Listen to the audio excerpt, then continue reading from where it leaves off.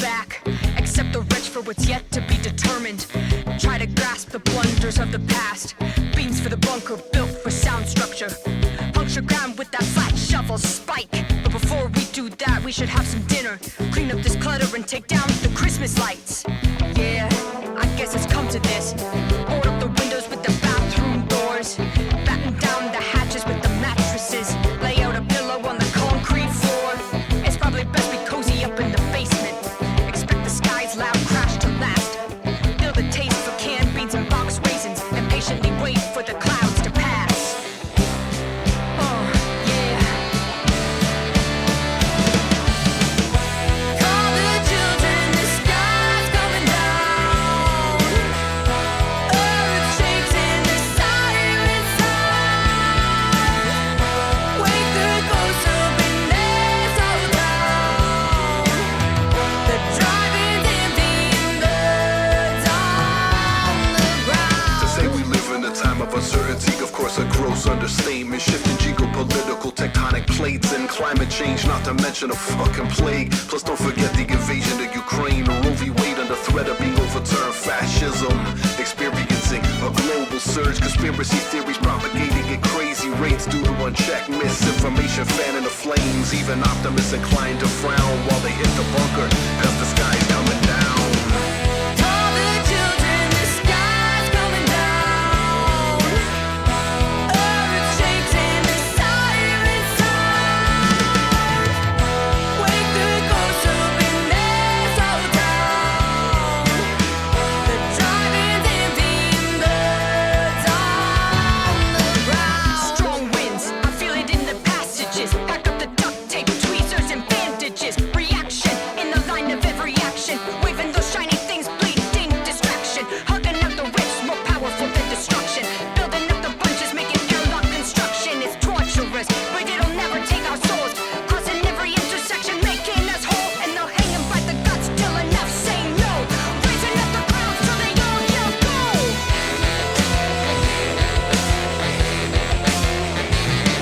Yeah, they'll hang 'em by the guts till enough say no. Raising up the crowds till they all yell go.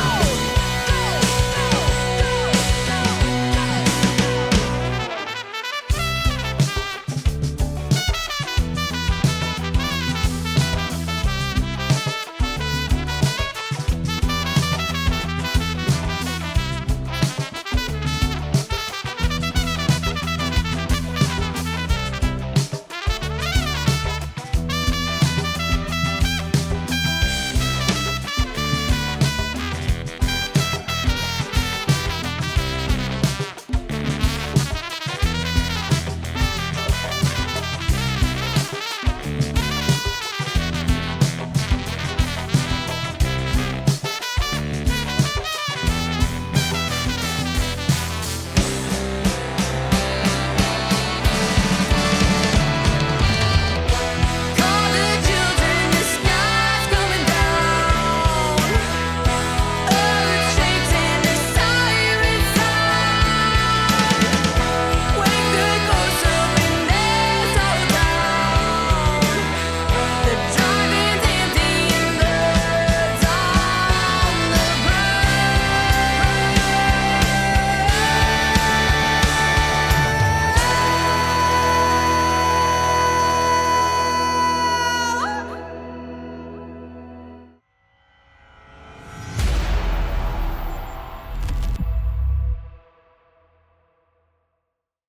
I'm missing mud flaps. Flaps of mud. Hi everyone. My name's Craig, and with me, as always, is my wonderful cast of players here on Dice Size Tales. We are episode 9 of season 2 here, where we're playing the Chariot of the Gods module for the Alien RPG by Free League Publishing, that I've kind of tinkered and toyed with a little bit, and we're having lots of space fun with it. Yeah, I'm going to say hi to our wonderful players in just a moment here. But first, I got a couple of little shout-outs for some stuff we got going on in the online space. You can find our first foray into the world of podcasting wherever you usually get your podcasts.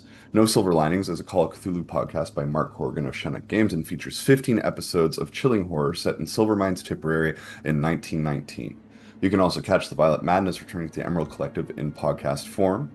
Episode 0 recaps the story so far and sets the scene for the adventurer's quest to rid the land of Castonia from the magical disease known only as the Violet Madness. You can catch episode 38 of the Violet Madness everywhere you get your podcasts, and episode 39 is on our Patreon, so we'll be releasing on all of those platforms very shortly, so keep your eyes peeled for that. Speaking of the Patreon, it's live. You can head over there by clicking the link in chat when it pops up, or down below where you can find our link tree and a bunch of other links that I'll talk about in a little bit. Depending on the tier you choose, you'll receive original monsters, magic items, and maps to use in your game each month, and there will also be an opportunity to get early access to our podcast, discounts on select items at Drive-Thru RPG, shoutouts on stream, and bonus content, as well as discounts on art commissions from both It's a Map and Lisheng Hobby, formerly Zorp's Art, who is responsible for all of the awesome Patreon art. And we've also added a $1 tier for those folks who would like to show their support but can't quite stretch the $5 or $10 tiers. And if you don't quite have the coin to spare to pledge, fear not. You can still give us a follow for free and get a free original monster and magic item for your trouble. Plus, even more free content on occasion. So make sure you stick around because we cannot wait to share all the gems of the Emerald Collection with you. I also got a couple shoutouts for some games that we got coming at you in the next couple of weeks, but we're going to do that when we come back from the break. And yeah, let's hop into things today and say hello to these wonderful people. Roberto, you're up first this time. Ooh, hello. My name's Roberto. I'm playing Oliver, science guy and company executive. He's very money-oriented, very trustworthy, and he has no ulterior motives whatsoever. We've established this on many occasions, and we will establish it many more times. I love that. Yeah, we'll establish it until it is loud and clear. Exactly. Just down below Roberto, we have the one, the only Zool. Hello, my name is Dana Liu, but you can call me Zool because there is no Dana. There is only Zool. And I play Tigraine Houston, and she is a former Marine. She is the pilot and captain of the Montero and this ragtag bunch of people who are now stuck on the Cronus with some other people and things. Yeah, and things that aren't people. Do you have any social stuff or streaming stuff you want to shout out? Yeah, the Knights Who Say Chill is playing again on Monday, and we are now going to be playing The Floor is Lava. There's lava currently beginning to chase us down a tunnel, and it's going to be fun trying to escape it. And then we go straight into the city of Dis. So lots of fun there. Well, this sounds like a lot of fun. Up next across the screen from Dana, we have Carrick. Hi, I'm Carrick. I am the GM for Arcane Adventures in Andromedus, which you can actually go catch the VOD for the finale of the first arc, sorry, I can speak, up on the YouTube and the previous stream here on Twitch. I also play Damon Connors. I almost said Virgil Baird, who was my previous character in the game with Craig. That it definitely isn't the inspiration for Damon whatsoever. Absolutely. But yeah, I played Damon. He's the crew's android. He's a colonial marine, and he does not like what is going on this ship. He doesn't trust anybody, and he is, ready to start blasting. Yeah, I think it's probably pretty vindicated in feeling that way. Just above you, we have the one and only Dino. That's not true. There's about 6 more of me. I'm just trying to catch them all. I got out of the kitchen. So Not my which fault. one of you do we have with us today? The Green Power Ranger. Nice. Yeah, no, I'm Dino Bags. You will catch me doing lots of silly voices on some of the streams and in the podcast, No Silver Linings, as... I've forgotten his bloody name again. Benson Cartwright. And he's a ranger, like a white hat ranger who's found himself in the south of Ireland with strange things going on. I'm a DM for hire up here in the frozen north of Ireland. And tonight I am playing Nikolai Romanov, who is a colonial marine who's seen more than his fair share of bug hunts and weird things. But right now he has changed his parameters, as we spoke about, Craig, for the last game. And I did level up a point in medical aid, used 10 points, which is 10 points for the second level in medical aid, because he's been ripped apart. He's been thrown around. He's like a sandwich with the bottom part of the tinfoil's falling out, and you have to catch the tomato. And he's seen it now. He can probably do it with a staple gun and a bit of sticky tape. So that, and had no other points that it could sink 10 points into. But yeah, that's Nikolai Romanov. Yet to use my grenade launcher yet, by the way. Yeah. Or the incendiary grenade that Clayton gave you. Yeah, still got it. Lots of booms to be had. Speaking of which, actually, I'm gonna just quickly round table again here. Roberto, did you spend any experience between last session and this session?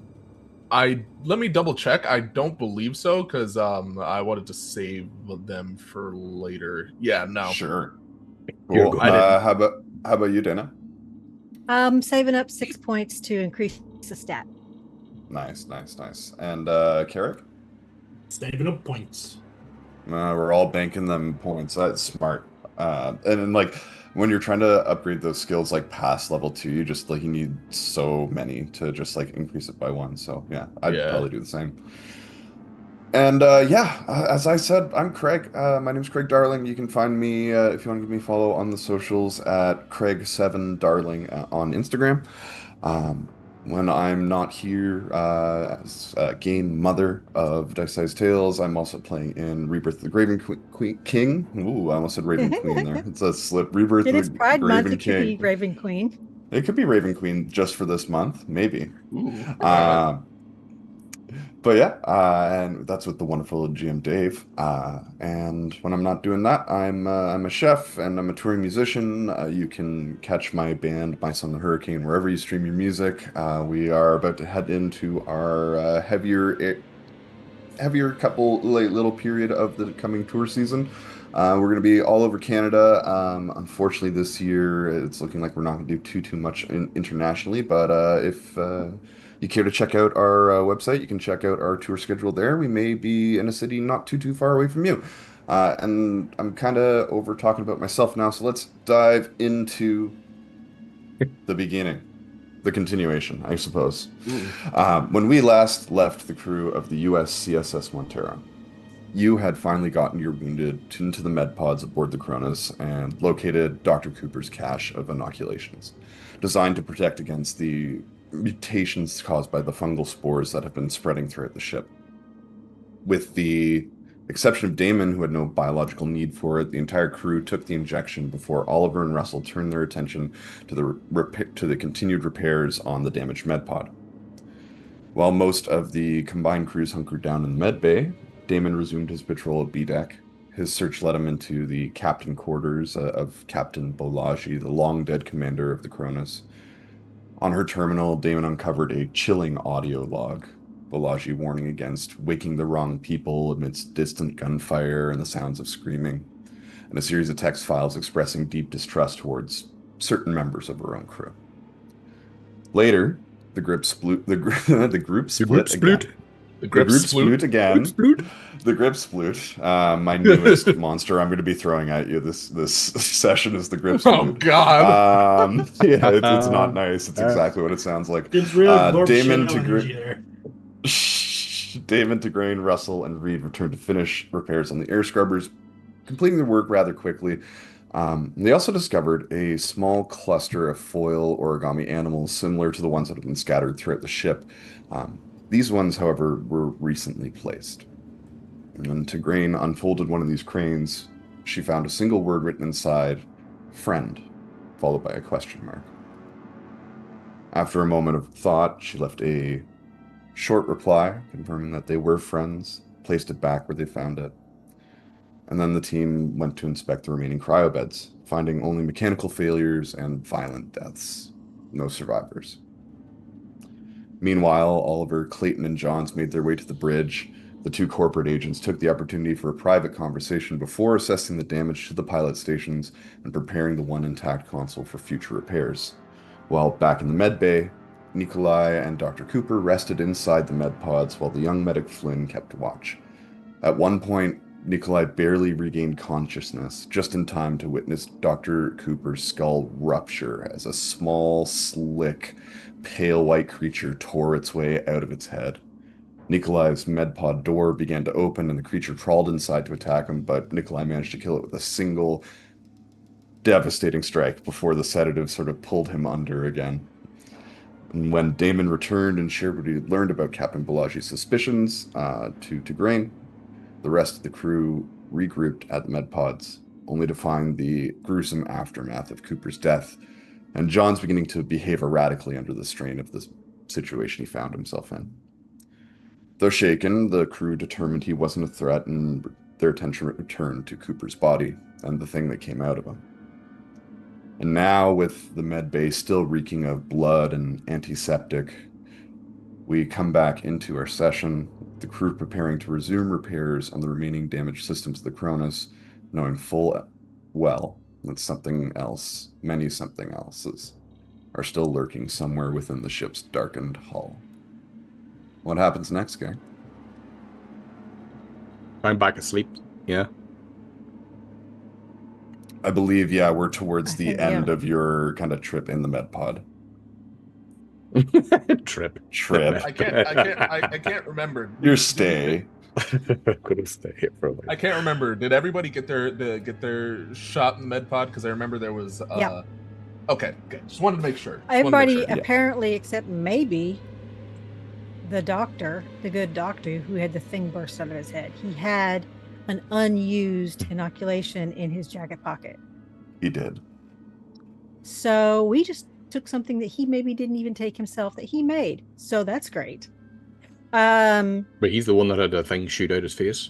Yep. Yeah. Oh, yeah. Mm-hmm.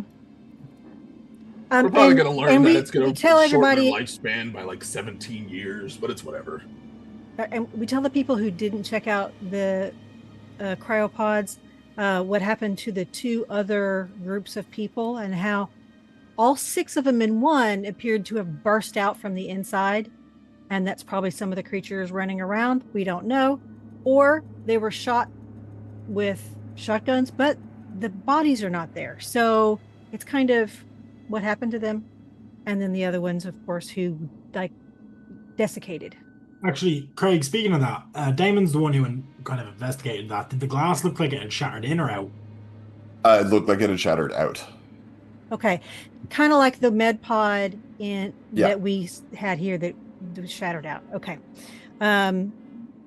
So we kind of update him on all of that. We were talking about going down to check on any interior engine stuff we could do to get it up and running, but I just rechecked what the Cronus mother gave us as a list of things, and it doesn't list interior engine fixes that need to happening, only exterior ones. So we can go down there and we can clear out some stuff, but we are going to have to do EVA work. And I definitely want our Marines out there because there's that one that we kicked out the airlock and it was running around. And we don't know. Remember that first one we found outside? It was like walking towards one end of the ship. We don't know if it was going to do more sabotage and damage to an engine or what it was doing. So since they can survive out there, who knows if there's another one out there. So what do you guys want to do? I mean, I want to hear from Nikolai, but I just had an epiphany. Why would the fungally guys be trying to damage the ship if they were just going to grow inside it? Did they have some sort of sentient thought? Like, okay, we're infected. I can walk out in this ship. Can I blow up the engines myself? Well, okay. What's really strange? While they were infected. Yeah. Like, why were they trying to destroy the ship they were on? Why were they trying to wreck the engines? Yeah. I mean, it was a mushroom head that we saw outside, which it was a like mushroom head. But if he's just a mushroom head, he's probably inside going. Ooh, but he was look, attacking the color us. blue, you know. So here's the thing. I thought about that one is that if it had enough of a brain to not want the stuff here to spread. Yeah, was it one of the old crew thinking, "Here, we need to stop this"? It was an old crew member. Yeah. And it may have been like, "Hey, we're trying to stop this thing from going anywhere and from spreading." So there could be like different motivations between the different kinds. And my other thought was this little these little things that have been left for us. Remember when we first got here, and we wanted to dock with the Cronus, but the umbilical tube had been like sort of ripped off, where obviously somebody had docked and then left in a hurry, so much a hurry that they didn't even disconnect it. Was that not damaged when they disconnected when they first got, like, they were attacked? Is that not right, Craig? When they disembarked from something and the umbilical tore off? They were on. Yeah, that's more or less what you assessed had happened. Like okay. a ship Like had attached, and then there was some sort of mechanical failure, and the end of the umbilical was like ripped off the rest of the ship. Okay, so is Nikolai asking, did it happen 70 years ago? I'm saying, did it happen more recently? I think it happened more recently, and that's how somebody knew this ship was here to send us here. But did they leave somebody behind, and that's who's trying to make friends with us? So there's a lot up in the air. I don't know. I'm thinking we might be dealing with 3 different types of sneakies. Yeah, there's the Xenomorphs, there's the fun guys, and then we've got whoever this survivor is. Yeah. Speaking from Nikolai's point of view, I know how to take on the big guys, the wee ones, the mushroom guys. At least we can, if you can hold it, you can hit it. Mm-hmm. The paper or the wee tinfoil animals and stuff, I don't know what it is.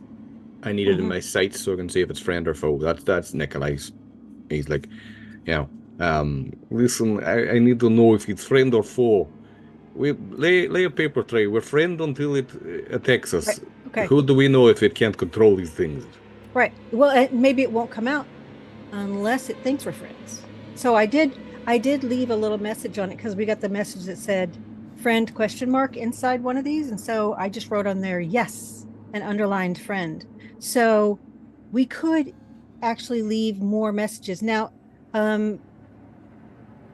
Craig Mother, do I recognize this paper? Craig Mother. Mother Craig. Oh, hey, the Craig Mother. The Craig Mother. Craig Mother.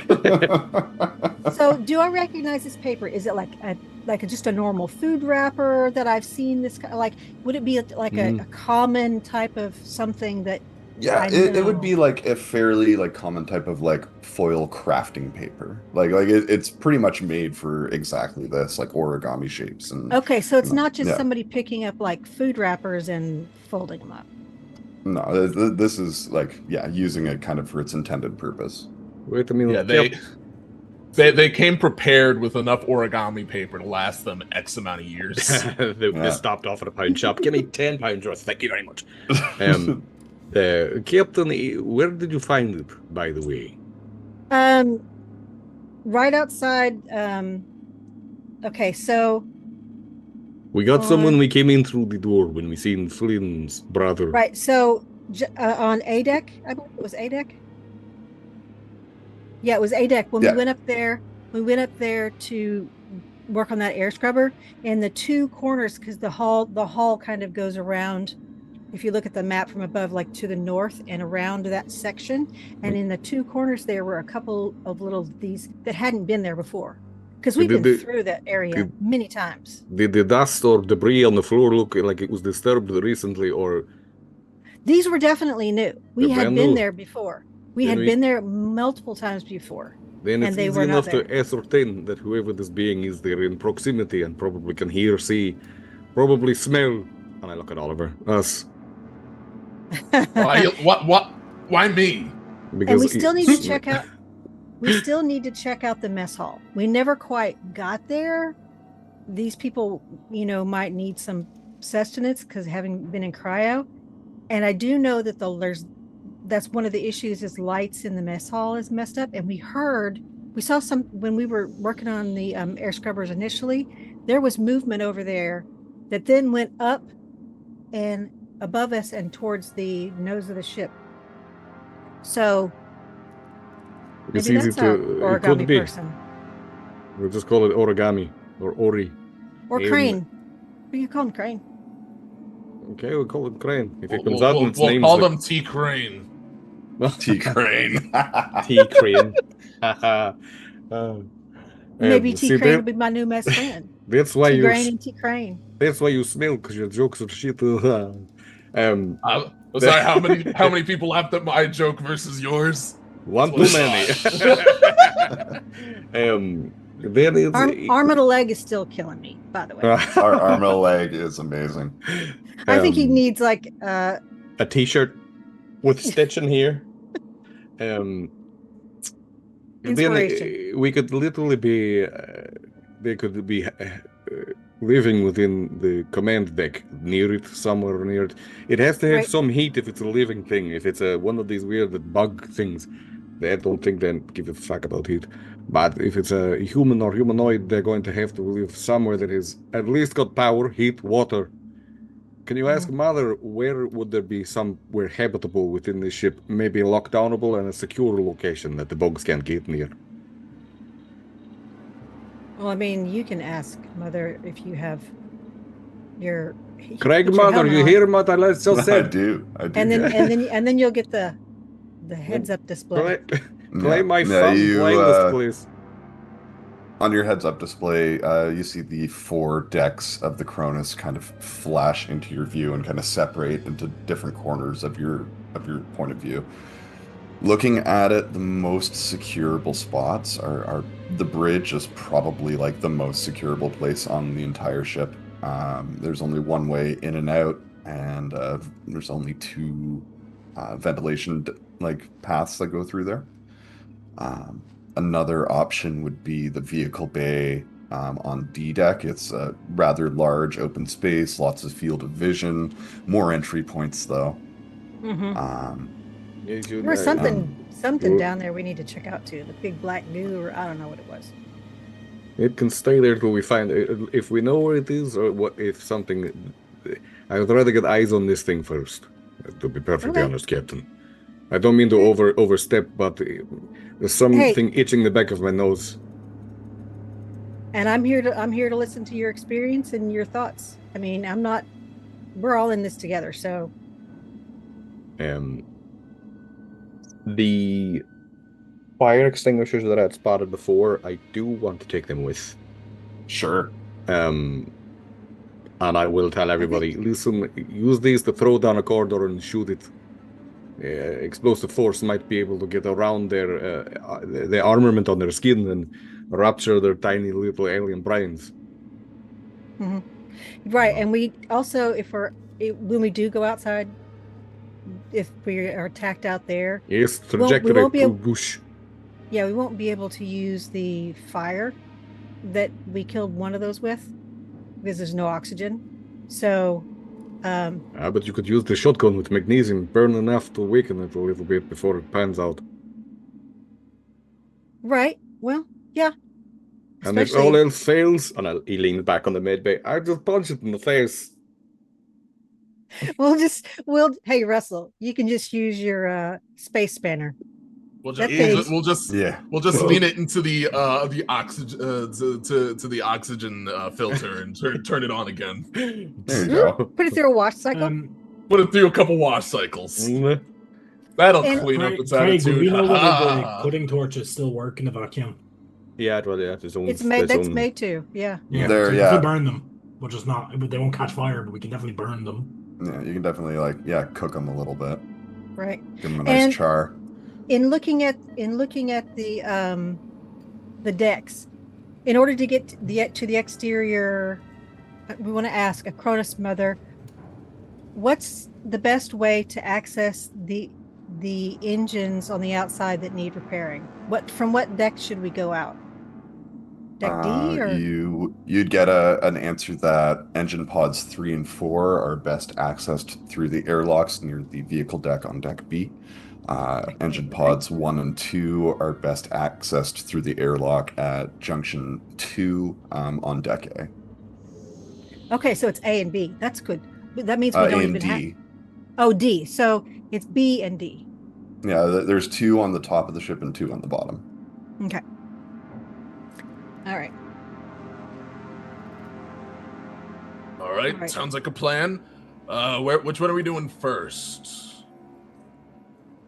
We're going to scout for this target, the unknown target. We're on deck B already. Why you want to just do those as well? Yeah. I think that's a great idea. We can go scout out and see and use our scanners for movement.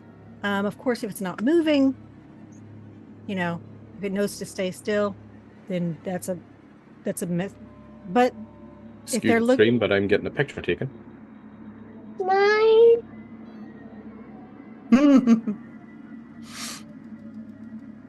Little photographer. So yeah, let's go check the mess hall and up there, and then we can go back to the who wants to go on the outside to work on engines. Oh. Well, it seems Russell would Russell's say, the he one seems like the obvious choice. Yeah. And I have a little bit of skill in that, talent in that, so I can assist, but we will need guards. How many guards we taking, and what's everybody else doing? I mean, let's go check the mess hall and that stuff out first, but if we're out there doing that, what can other people be doing on the inside? I hate to split up, but I don't think it's sensible to split up at this point. Russell will argue the point, and if he wants to look at that contingent with him, but I'm still all in favor in finding out what this loose connection is. I mean, I'll say let's go try that first, but it's on the same deck as two of the access to the engines, and we do need to go outside and. I would feel a lot more comfortable when we knew what we had in here. We have two enemies, one unknown. I'd rather know if it's enemy or not. I wouldn't want to be out there and then somebody come out in a spacesuit and I blast it away and it's some innocent. It would, of course, be their fault, but, All right. Well, then one thing that we could do is we could go there, but maybe pop up. Keep your eye out for any more little origami animals and pick them up, especially if it's somewhere you've been before where there wasn't one. And I'm kind of curious to go up and see if the one that I left with my answer is still there. Yes, that's a thread we should pull on first. Okay. I forgot about that, Tigranius. I mean, Captain. It's just right up there. Go up junction B1 to get up there. Then it should, for me, be our first protocol. See if there's been any friendly conjecture between your origami little thingies, and then we... I don't know. I still think they're listening right now. Marco! Hello. Oh, no! Do you want it to answer or not answer? That's the question. What's better? Knowing where it is or not knowing where it is? Well, Natasha's on the table. I'm not armed right now, so. Mm-hmm. Yeah, I brought Natasha back to you. Oh, yeah. So, is everybody then going to go outside with us? That's what I'm saying. It's like, because we have people who are not mechanically inclined, looking at Clayton, that I know of. Clayton, what are your skills? I mean, I know you represent the company, but what are your skills? What skills can you employ while we're doing all of this? I can play banjo real good. Yeah, I can play the banjo real good. She would say that, although it's true that I don't really possess the technical knowledge, I'm more than happy to lend assistance in any way. My skills more center around biology, archaeology, more intellectual pursuits than engine repair. But if you're not, yeah. So okay. All right. So none of that helps. None of that helps us. Anything else? What's behind door number 2? What are your thoughts? where would you like to help? Well, I mean, I assume my talents would be best used securing the communications array, so I'd be happy to lead a group to the communications array and start repairs there. Does that sound good? On the outside? Yeah. Because that's where they need to be. Okay. Where is that in relation to the engines? Is it Be towards the front of the What ship, track? just on top of the bridge and mother mainframe. Okay, so on top of like around that area. Yeah. Okay. Well, we could all go out at the same time, but we don't want to get locked out. That's for sure. We don't know if they have that capability. And I did ask the mother to lock down all of the exterior access points once we kicked that one out, the airlock when we were getting the EVA suits. Yeah, absolutely. Then we must guess that it's still out there. Oh yeah. We know that the mushroom head ones could survive out there with no problem. No helmet or anything. So No helmet, no problem. all right. Are we ready to go? How are you feeling there? Test your leg out, Nikolai. How's it looking? It's got a weird click, I'll say. Whatever about so it's like it's okay, but I mean they didn't have to shave my leg. Okay, it's a machine. Now I look like I'm wearing procedure. Yeah, I'm wearing one sock It's a and now very the important other. part. Glad to see you're still alive and kicking. Oh, well done. Let's start off on the right foot. Found the guy. Yeah, I'll get back into my suit. Nick, by the way, Nikolai was in the pod in the complete Starkers. Same way he sleeps. I would expect nothing else. Yes, absolutely. You took off that suit so they could get to your leg, and all right. We did have an extra suit. If your suit was your suit messed up enough that you needed a new suit? I don't think so. It was like crushing damage. It didn't really. It was crushing damage. Gotcha. It wasn't like a compound fracture. Yeah, it's my lucky suit. And I'll lock and load Natasha. I'm checking the nade launcher is okay. Just giving it the once over. Sure. Yeah, absolutely. Is anyone else doing anything in preparation before leaving? Crushing damage, Dave. I did want to ask. I did want to ask. Damon, did you get all of the alcohol bottles, or did you give me one? Because I don't have any in my inventory. Because it would be great with my shotgun. If I had one, I could maybe, if I had to, I could do a 1-2 type of thing where I douse it, and then pull my shotgun. 4, I believe. So yeah, you would have probably given him the 2 grand. Okay. Yeah. All right. So if I say light them up and you're with me, maybe you could throw on something and I could shoot them. Okay, whatever. I'm ready to go. I'm tired of sitting here. Yeah, I mean, it's about. I've been wanting to fix this engine for a while now. Yeah. Thanks for calling me an engine. Thank you, Oliver. So have we decided who's going outside? Sounds like everyone. Sounds like everyone in 2 groups. Which means I guess my help would be better in the comms area. I have no idea what I'm doing around an engine. right? Okay. I know my limits. You're still gonna need people to watch your back. If lifting's needed, I'm probably the best for that. I'd be putting Damon on point. I'll go at range at the back and Tigrean in the middle, just as a marching order for on our way out before we split up. Okay. Yeah. So as far as we definitely have Reed, Johns, Nikolai, and Damon for. Well, I know Oliver, you do have your own weaponry. Yes. As well. So how we I splitting that am up? strapped. So Nikolai with me and Russell.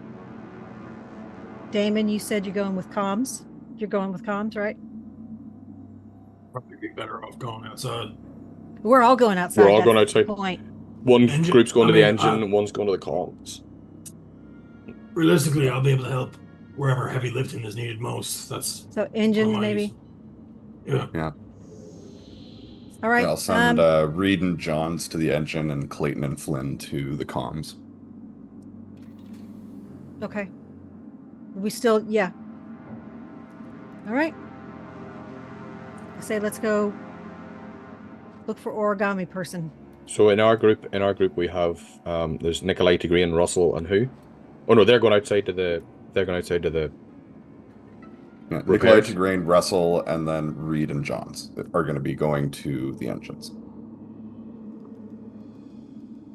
Make it full. Wrong universe. Ooh, hey.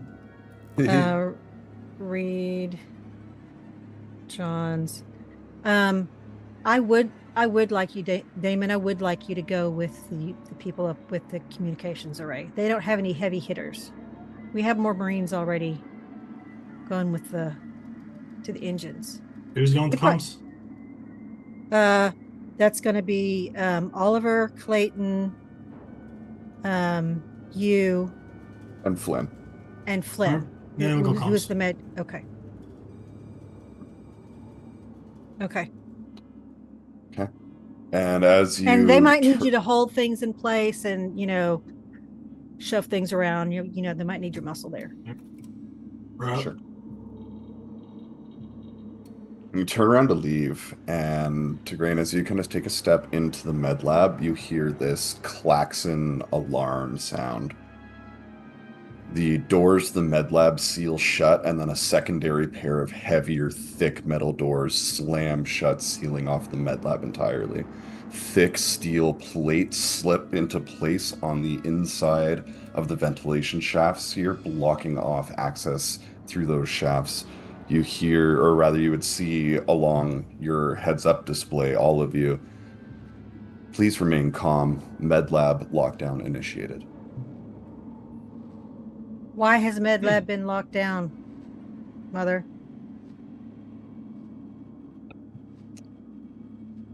Lockdown initiated under request from Albert Johns. Damon Last time I pulls checked, his- nobody here is named Albert John, right? No, That's Johns. John, yeah, he's the, right beside the you. pilot. Oh, Damon is going to pull his sidearm and point it at John's. Like, what's the plan here? What he immediately throws his hands up wide-eyed, like what are you doing? What's happened? What? You have to lock Why are us you in the pointing that middle. thing at me? Stop pointing it at me. Damon's not lowering the gun. I will She's say gonna, he rather is gonna look like to Tigraine and Oliver and Nikolai. Like, you're just gonna let him sit here and threaten to shoot me? Can you stop him? Someone. he can, as much as he'll I just would stand love to there. have as much as I would love to have a scapegoat, if I remember correctly, we can't do anything like this without a terminal around, and there's no terminal in here, at least towards. Mother. Yeah. Listen to Oliver. I couldn't even do it from here if I wanted to, and the last thing I want to do is be stuck in here on a dead ship with those things out there. Yes, listen to me. I'm always correct. Can I use my menacing trait to try intimidate him into being more honest? Because I think he's full of shit right now. I think he's going to empty himself of shit if you intimidate him. Or it could even be. It could have we seen either him or Clayton go near one 3 of successes as Damon just plums back the hammer on the pistol. Talk. I don't know. What do you want me to say? That I trapped What do you us want- all, what do you- myself included here? Do you want me to damn myself just so you have justification for killing me? Is that what's going on? Well, your name's what's been mentioned in terms of ordering the lockdown. So I've been in here with you the whole time. You're clone, Who is John. who is L? What? What? L? L? What? No, Huh? I'm asking. ELLE. Who's L? I think maybe there's something that we're seeing roles we're seeing that we shouldn't. I don't know. don't know. Mother Craig. I don't see any other rules. Yeah. God damn Yeah, it, the someone mystery did gets thicker roll than some soup made of observations. spuds. I'm It's going at to this point that the intercom in the room crackles to life. Mother, could you connect me with my dear, dear friend, Captain Barzetti? the Secret Six player. Whenever you're ready, Captain. The Secret Six sounds like a breakfast cereal. I didn't have my chat open until just now, so I didn't see that. Well, we aren't supposed to know anyway, so it's fine. That's what you were sitting Surprise. going, what's these secret rules on it? You should have been being quiet, you lunatic.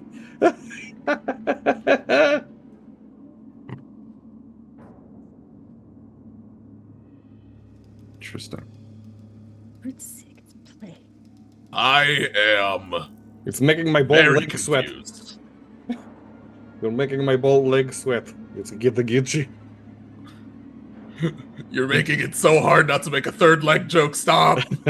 That's I'm great sorry, as I'm- it is with this I'm game. sorry that I'm making it so hard.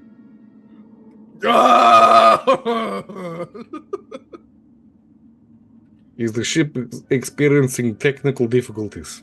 It is. Wait a minute. Hold on. Does that mean that the captain's in here? We don't know where they are. Nikolai's locking a grenade launcher up. Okay, so, Mother Cronus, where was this command initiated from?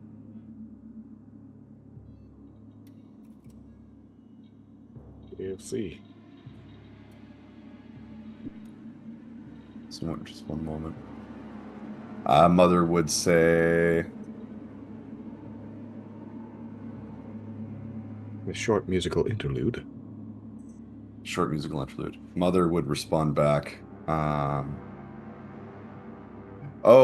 Kate. Yeah, apparently we've unmuted on Zoom, but it's not working. We're gonna pop out and pop back in. Mother would respond to you, Tigraine. Said the command was issued from the bridge, Thank or you. from Mother's mainframe, rather, not the bridge. Thank you, Mother. So, Damon, please put down your pistol. Just lower it to your side. So I will alert everyone else who doesn't have a heads-up display that apparently the person who issued the command to lock us down in here used John's permissions, but did it from the mainframe. We've all been in here together. So unless, Johns, you did it as something that would happen at a later time, or somebody else with access up there, like I know Oliver, you were up there, Clayton was up there, working with terminals. Hello. Still. I hear a Oh, voice. the intercom crackles to life. There I was doing an evil villain speech and went out the window. Well, please feel free to let us in on it now. Hello, crew of the Montero. I apologize for the slightly abrupt interruption to your movements. Consider this a method of maintaining a potential unpleasant interaction. I look forward to discussing this further with you, but perhaps let's just be let's keep our guns lowered, perhaps, and have a civil conversation. Be easier to have a civil conversation if we weren't locked in the med lab. Wait a minute. First of all, you appear to know who we are. Who are you? Is there an intercom? Can I actually hear their response? Yeah, absolutely. Okay. From where you are, yeah, you're right in front of one. Yeah. Well, perhaps let's start bridging the gap with some transparency. My name is Captain Andie Barzetti of the Sotillo, and I'm here, I'm sure, for similar reasons that you are.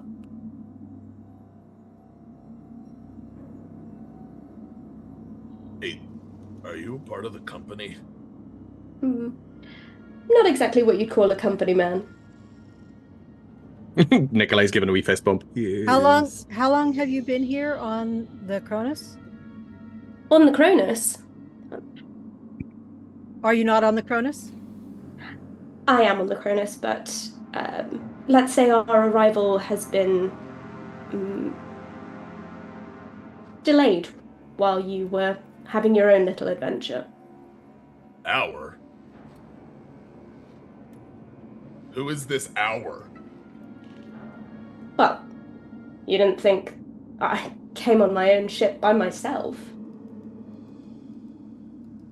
Well, when you say it like that, obviously not. I am asking who the us is. Are they still alive? Are they here?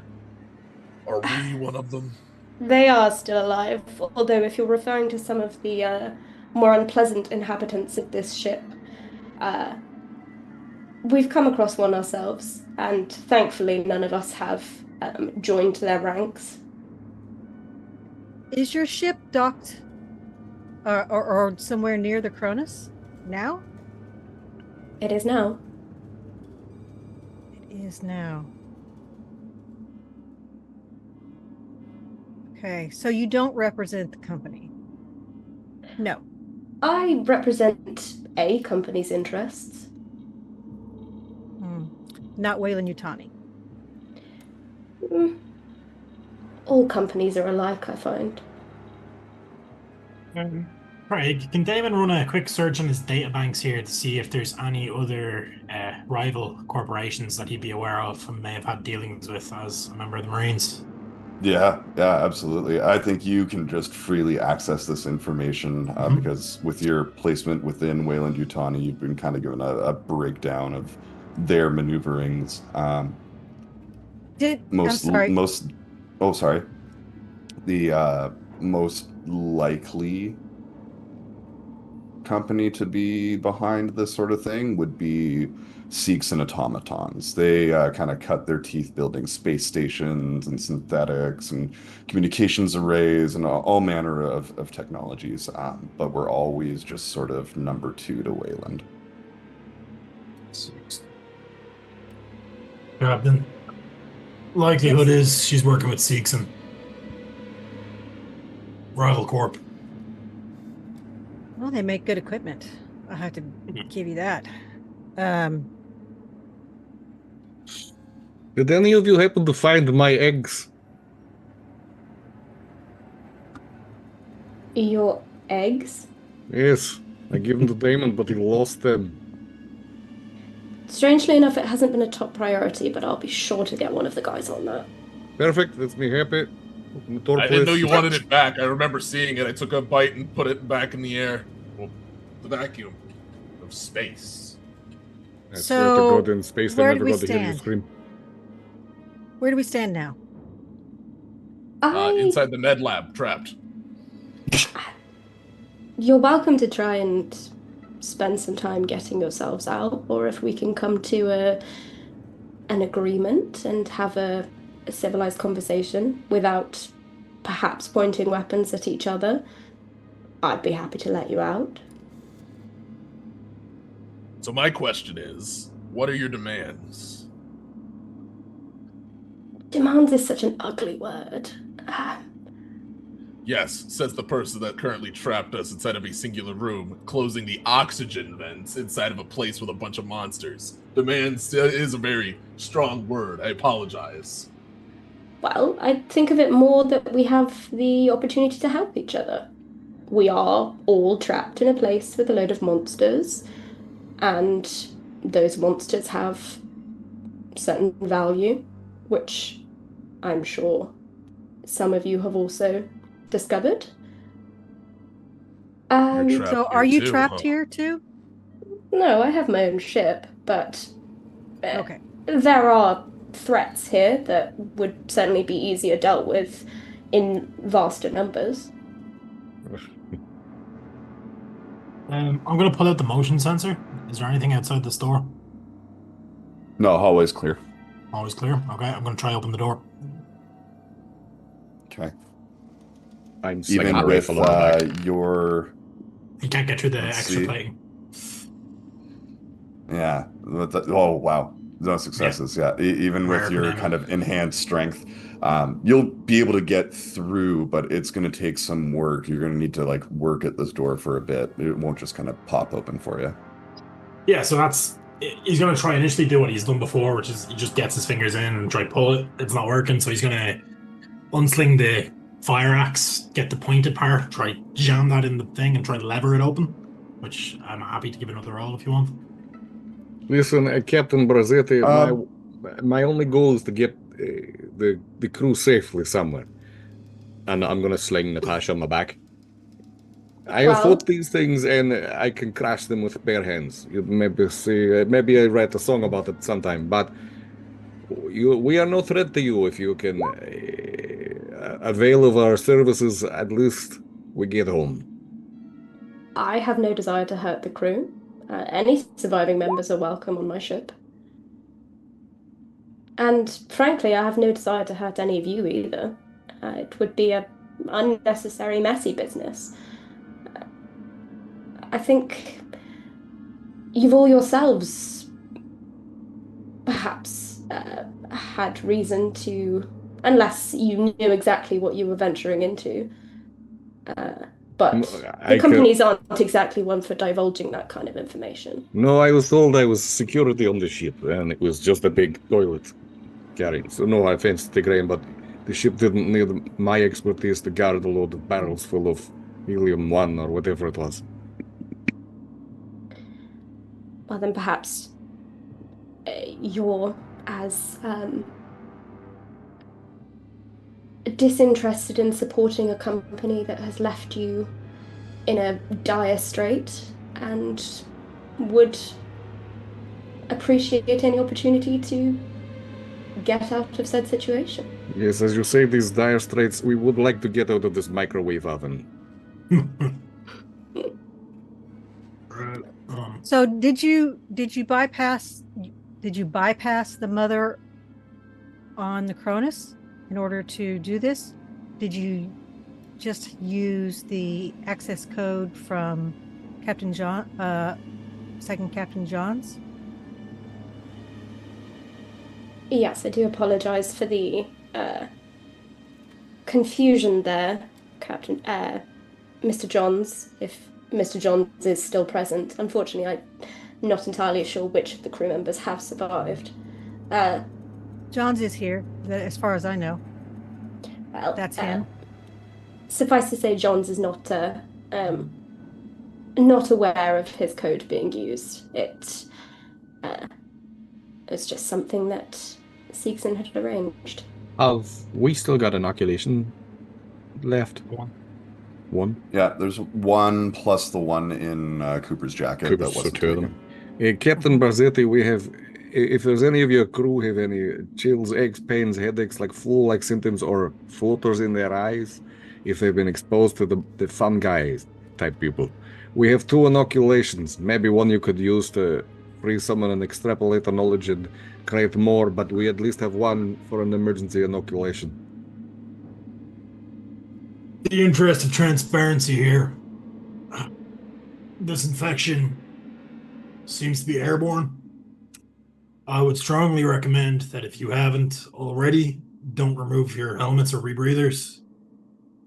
Seems the non-synthetic type have an issue with these creatures bursting from their bodies when exposed. But we haven't ascertained yet if they are the same species that burst from his head versus the mushroom guy. We haven't. Oh.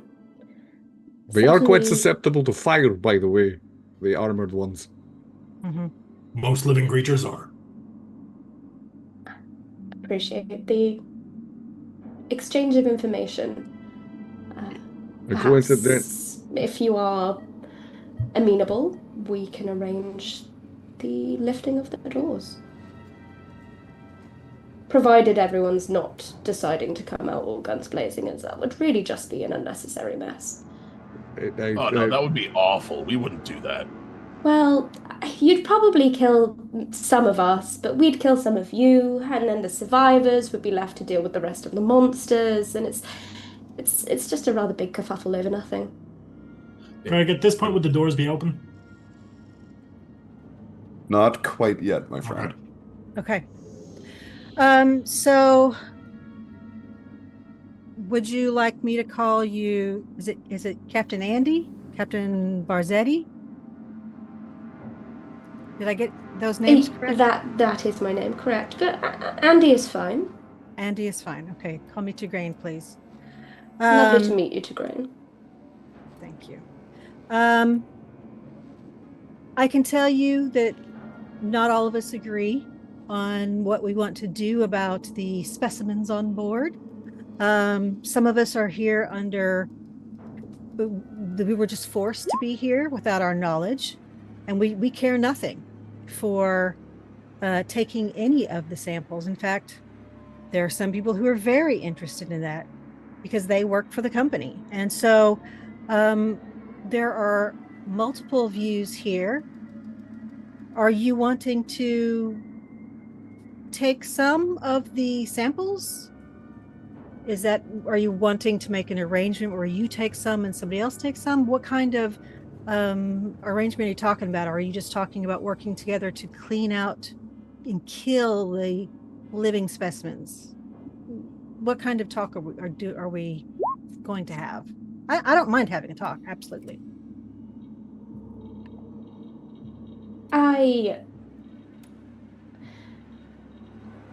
My instructions are clear in that I am to retrieve any and all matters of scientific relevance, any surviving crew members, and transport them to safety. Great. I'd rather do that with everyone's agreement. Okay, I look at my crew, and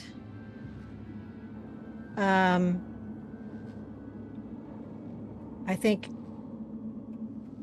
Nikolai, you want to get just the people off, just us to safety? Is that what you want?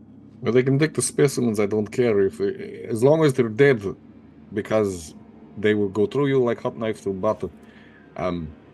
Even Oliver, I want him to get off alive. Once we're finished the mission, you never know what might happen. He could trip, fall, and accidentally stab himself 17 times in the back while shaving. But, that's, yes. But Agent Oliver is present, is he? Agent Oliver? Wait a minute, do you have a car? One of those little watches that has a light in it? Let me see. Yes, he's here. Interesting. I appreciate the warm welcome, but we don't trust this person. Thank you for just giving them my name, address, social security number, and driver's license. I appreciate it. His blood type is oh shit, I've been caught. And I think his favorite color is maybe baby blue, but Oliver, we're getting out of this. I don't care about your corporate nonsense. And Agent Clayton? Do you want to weigh Agent Oliver and Agent Clayton? Do you want to weigh in on this? You obviously represent Weyland-Yutani. Are you ready to go out there and talk with this person? Well, one of them represents Weyland, one of them represents Weyland-Yutani, considering the time frame. But yeah, I agree. I yes, am pretty Weyland sure and we could Weyland-Yutani. come to a very lucrative agreement. Yes, I don't see any reason why we can't come to some sort of arrangement. By the way, have you seen the Montero? It's drifting away from this position. I think we said the last time that I saw it was just before we came aboard. So that was it fine? When you saw it, it was still locked to the hull. Captain Barzetti, you haven't had sorry, it's not my first language. You haven't been leaving little origami pieces of paper around the ship. As charming as that sounds, it hasn't really been on my agenda. And as long as we are being transparent, did you do any kind of sabotage to the Montero? To the Montero? No, that wouldn't benefit me whatsoever. Can I ask a question? Are you able to scan this ship for more than emotion? We have reason to believe there is a survivor here, maybe not inoculated, maybe needed, maybe immune, maybe a survivor, maybe we don't know. I think when we did a scan, it was just motion sensors, wasn't it, Craig? Yeah. Yeah. Craig, mother. That's mother to you. Mother, please. There is an individual who has been leaving folded paper animals about the place, and more have appeared since our first time aboard. Yes, and if if we can locate them, bring them into the fold and into safety, I got your back. All right. Just so we have a name for origami person, can we just call him Rat Man? You know, just as a short thing. No, That's a terrible idea. Rat Man. What? He scurries around the place unseen, unheard, like a rat. We don't know if we can trust him. Well, then let's call it Ninja Bob, not Rat Man. Rat Man. Fine. I don't know. Man. I don't know. Oliver, you have your own rat-like tendencies, and we don't call you Rat Man. What about Rat Bob? Little Bobby Rat. Ninja Rat. Ninja rat. Okay, Yeah, fine. Ninja Rat. Fine. I think you'll find was their name calling is him Crane. Splinter. That's Master Splinter to you, buddy. No. He's not a black belt. It's just Mr. Splinter. Yes, but we've had communications with you. You don't seem violent. To be fair, you could just say, haha, you're locked in, and leave us for dead. So I don't have any reason to believe that you want us expired. But I am very aware that there is a loose end in the ship. Whoever Yes. this person is. We don't want to leave them here. Without the Montero, we were going to need to repair the Cronus in order to get us near civilization to even be picked up. Well, Yes. as I mentioned, my directive is to collect any surviving crew members where possible. So it would only be an olive branch, let's say, for me to try and assist in locating this origami Ninja gifter. Bob. Origami Quite. Ninja. Yeah, Great. Mr. Could I make Splinter. some sort of check to see whether I believe this? Yeah. Let me take a look Why, at you your think I'm sheet. not trustworthy? I'm the most trustworthy guy ever. Damon is suspicious So, of like, absolutely everybody on the ship. Observation. Sure. Would that be like If I remember correctly, observation, we have or- a robot man Yep. here that can rip open these metal doors. Working Yes, on but it. we still Yeah. we still have to talk about this. They're still going to be there even if we open the doors. So maybe let's not destroy the doors just yet. Oh yeah, no. We're not gonna. So would that be Damon, you observation? could definitely, yeah. Anyone who's trying to suss out the true nature of this person can give me an observation check. I'm good at those. I'm 3 successes. Nick, One is there some success. sort of history check that I could run to see if I've heard of any rescue missions or any ship captains called Barzetti or anything like this? Am I aware of anything? Yeah, like you can give me a history check for sure. How do I roll that? What would that be? Oh, Strength? yeah, I That's guess number? that's not a skill in this game. So general let's- wits, right? I'll do a let's say ranged wits. attack. Wits. It's a 2 clickety boop. Doop. Submit. Nope. Okay, yeah. It's just, the name isn't ringing any bells. Whoever this person is, they haven't been part of your sphere, I guess. That's successes on observation for everyone else. I Nikolai, rolled if you'd twice like, on you the can push it. I'll leave it. I'll leave it as Okay. I've never encountered it before. Damon Well, then, activates his inbuilt lie detector. Hell yeah, yeah, with 3 successes. Cool. Then, Captain Barzetti, I'm gonna have you answer that. They're essentially what amounts to an insight check. What would they glean with a success? or multiple successes. I think on multiple successes, you can tell that there is a layer of veneer, certainly. Like there's an excessive charm that isn't what you would expect in this environment, considering she just trapped you in a room. But that she is not lying to you, purely because she doesn't find any benefit in it. She thinks that the best way to get you on side is with the truth of the matter. However, I think you can tell that she doesn't want violence. That doesn't mean she won't be violent if pushed in that direction. Right. Just like to shout out the wonderful GM Dave, who is just given out 5 tier 1 subscriptions. Thank you very much for that. Thanks, Dave. So does that mean inspirations? 5 more. Yep. 5 more inspos in the pot, bringing you to 17. Wow. I'll just let you know that as our Marine Damon has said, we don't, or maybe it was Nikolai, we don't to want 12, any. excuse me. Yeah. We don't, some of us do not want any live samples leaving here just because they are so dangerous, and they obviously have taken over many of the crew members from the Cronus. And they've clearly already breached containment here. There's nothing to say they won't do it again. we're just afraid of this happening on a station or a research facility and then spreading from there to other places of human, habitation. We have the inoculations. We know what they're capable of, and they escaped under 70-year-old technology. Am I saying let's bring over an adult one alive? No.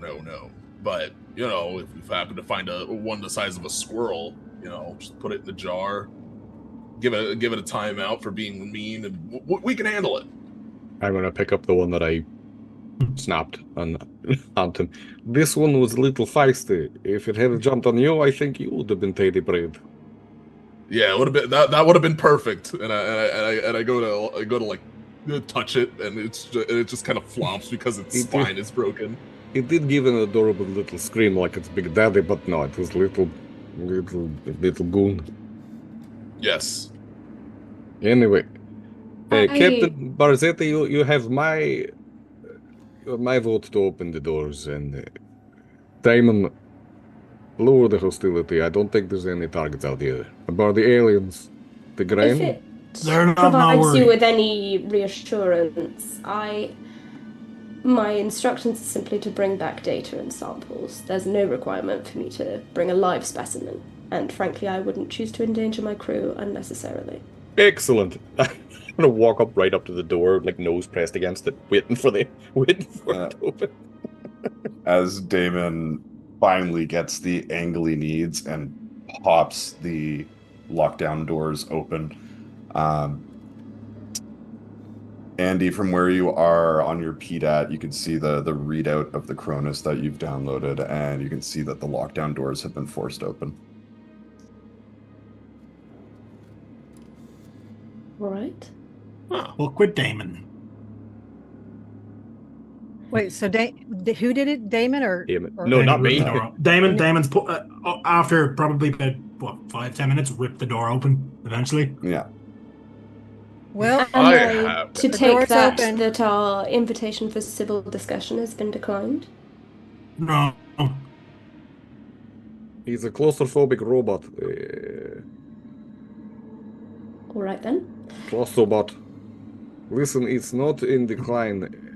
We've just been met with nothing but hostility and reason to believe that the crew here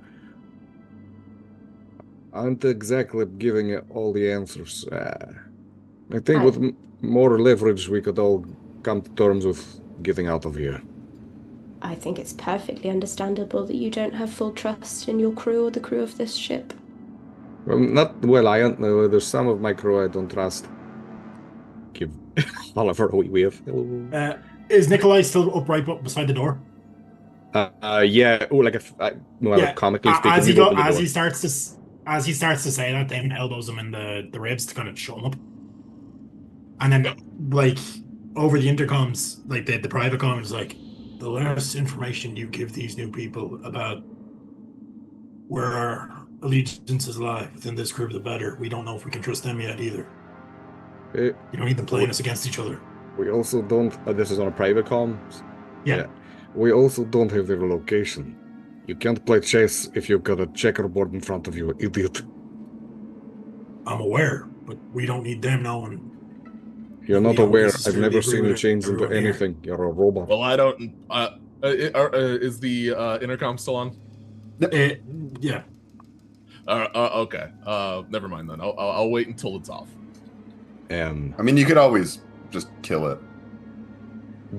I'm going to step out into the corridor and over the intercom. I'll have my rifles on my back. Yeah, Damon's stepping out, but he still has the sidearm out. He's kind of just doing a sweep just in case there's any creatures. Okay. Well, sure. Lower You if he used gives- here was clear. Remember when you checked for movement? Yep, out in the but, hallway here is clear. We also are aware if they stand still, we don't see them on Yeah. the markers. So Hold the. Well, I have my own. I left my own up. Tell me your location. I will come with Natasha on my back, and I'm only holding the sensor for the alien goopy people. I will come by myself as envoy. I don't give a shit. Given the number of creatures that are potentially running around, I wouldn't ask you to risk yourselves in the nature of diplomacy. Well, it's. Let's find a middle ground, perhaps. I would rather a strong point, but you're in charge here right now. what deck are you guys currently occupying? Let's meet on the bridge. All right. Okay. And Russell is going to employ one of the motion detectors as well. All right. Yeah, well, Damon will hand it back to Russell then because I think he had it previously from when he was. There are two. So I have one. Nikolai had one, and Damon had the other while he was scouting. So Okay. Hand it back to Russell. Got it. All right. So as you're leaving We the can all med meet labs, there. or sorry, Yes, as far as I'm concerned, we can all meet there. And I just look around to everybody, including the crew of the Cronus, and everyone seems to be in agreement, at least for the Cronus crew, anyway. okay. The agreement for the ship. Sorry, I keep thinking that we're in the Cronus. We're the Cronus crew. We're Montero. Yeah. May as well be the Cronus crew now at this stage. Yes, Admiral Tigraine. I will take point just out of and I'll walk up to the door. Have we seen anything? Are we able to just walk up to the door here, or? Yeah, walking through here, the hallways are clear. Reed waits for everyone to leave and then takes up the rear point, kind of keeping her weapon drawn, keeping an eye. And as you all start leaving the med lab, heading towards the bridge, we're going to take a quick 5-10 minute break here, get ourselves some fresh waters and stuff, and switch over to our new overlay so that we can see this wonderful player who's inhabiting Andie Barzetti. Somebody's going to say night-night. Sorry, Craig. Okay, you're going to say no from problem. over there? Yeah, we can say night-night real quick. She's run away. Night-night. Oh, she's ran away. Night-night. I just want to say we are second in the TTRPG category on Twitch, so thank you guys. That's amazing. Thank you all so much for tuning in. That's really, really great. And we will see you in just a few minutes with one more talking head. Go while you're gone, send malware to the first one so we could be first. Yeah. Don't actually do that. No.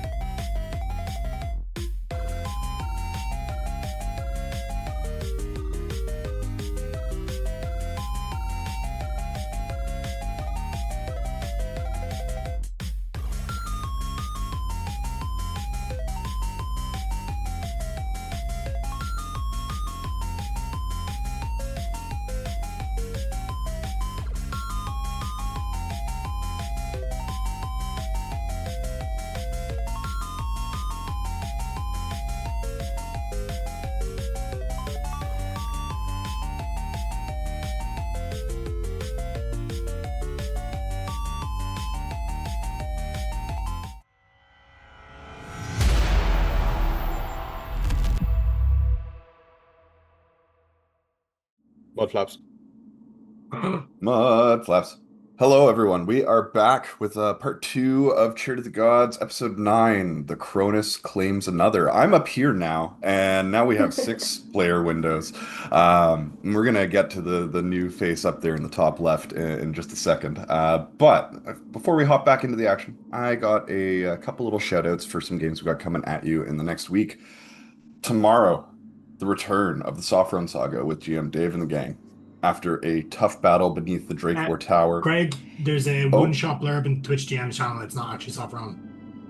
Oh, excuse me. Oh, that's right. It is. It's switched over. 1 second. I'll get you the right one. It's not Softhrone. It's the one-shot. Awkward. We're professionals, Not guys. We awkward. promise. There's a cat. There's There a we cat are. screen.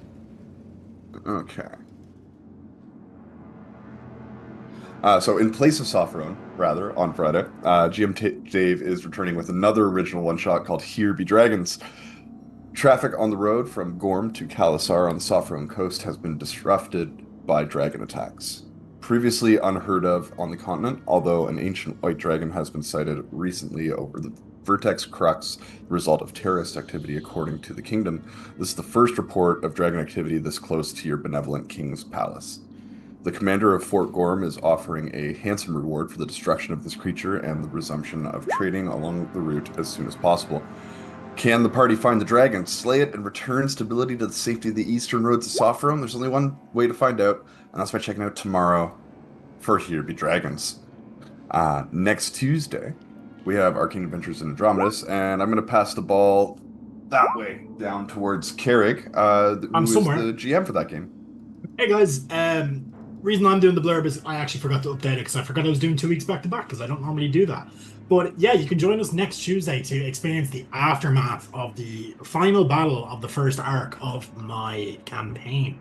The party have just defeated the entity Shalruthar, having ended up in his own demi-plane of the Abyss, destroying his spirit using the blade gifted to them by a Reaper.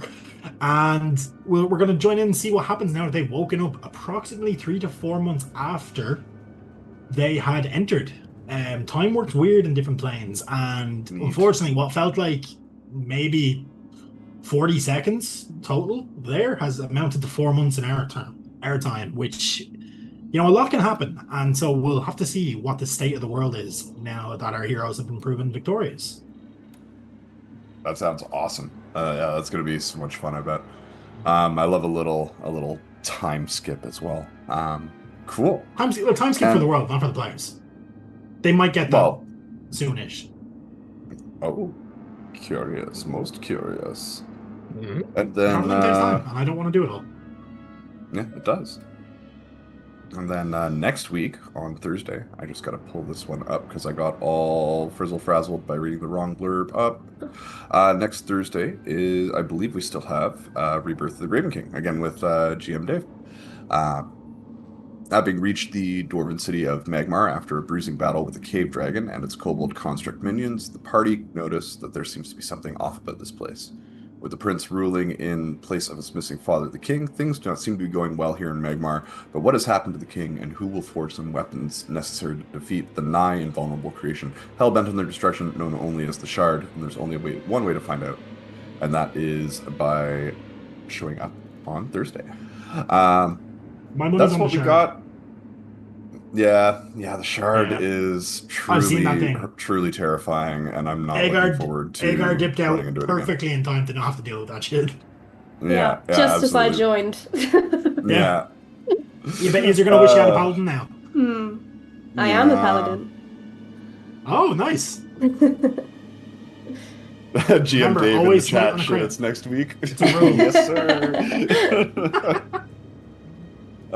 Very good. I'm sure it's going to be amazing because it always is. Hopping back into things as the crew makes their way across B deck towards the bridge. I'm going to move you just slightly back from where you are there. We're going to pop up to A deck. We're going to rejoin, or I guess I'm going to rejoin. You're joining her for the first time. Captain Andie. Andie, do you want to introduce yourself, your character, and yeah, just give us a little intro to you? Sure. Hi, I'm Elle. I was the creepy voice hanging around earlier. And I will be playing Captain Andie Barzetti of the Sotillo, with my delightful crew of besties. We are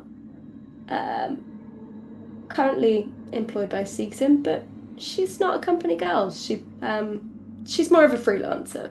So it's very interesting to see how this will go with the rest of the Montero.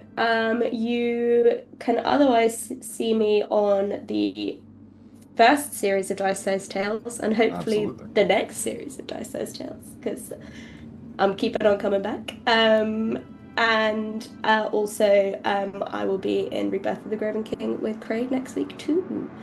And various one-shots, and maybe I'll run a one-shot some point soon. So you'll have Just to maybe. be tortured with my No. DMing. From what I heard, your last one shot got hit with the Emerald Collective Curse. So Well, I knew it was going to be a two-shot. fair. It's definitely three. Yeah, Oh. yeah, for sure. That's how it goes. Yeah, Andie, you are. I guess we decided that you're actually in Junction A1, just south of Mother's Yeah. mainframe room. With you are your two crewmates, Brooke and Carlisle, the ex-Marine. You've kind of just terminated your conversation with the crew of the Montero on B deck, and as you step away from it, Carlisle kind of looks over to you. I don't know if we can trust them. They seem like they're gonna snap any second now. Of course we can't trust them. Whether they'd been here for weeks or the amount of time that they have been, you saw that creature downstairs. It's hardly the Yeah. first one they've been subjected to, but it went relatively well. Yeah, I suppose. Be on guard and, first sign of trouble, do what you do best.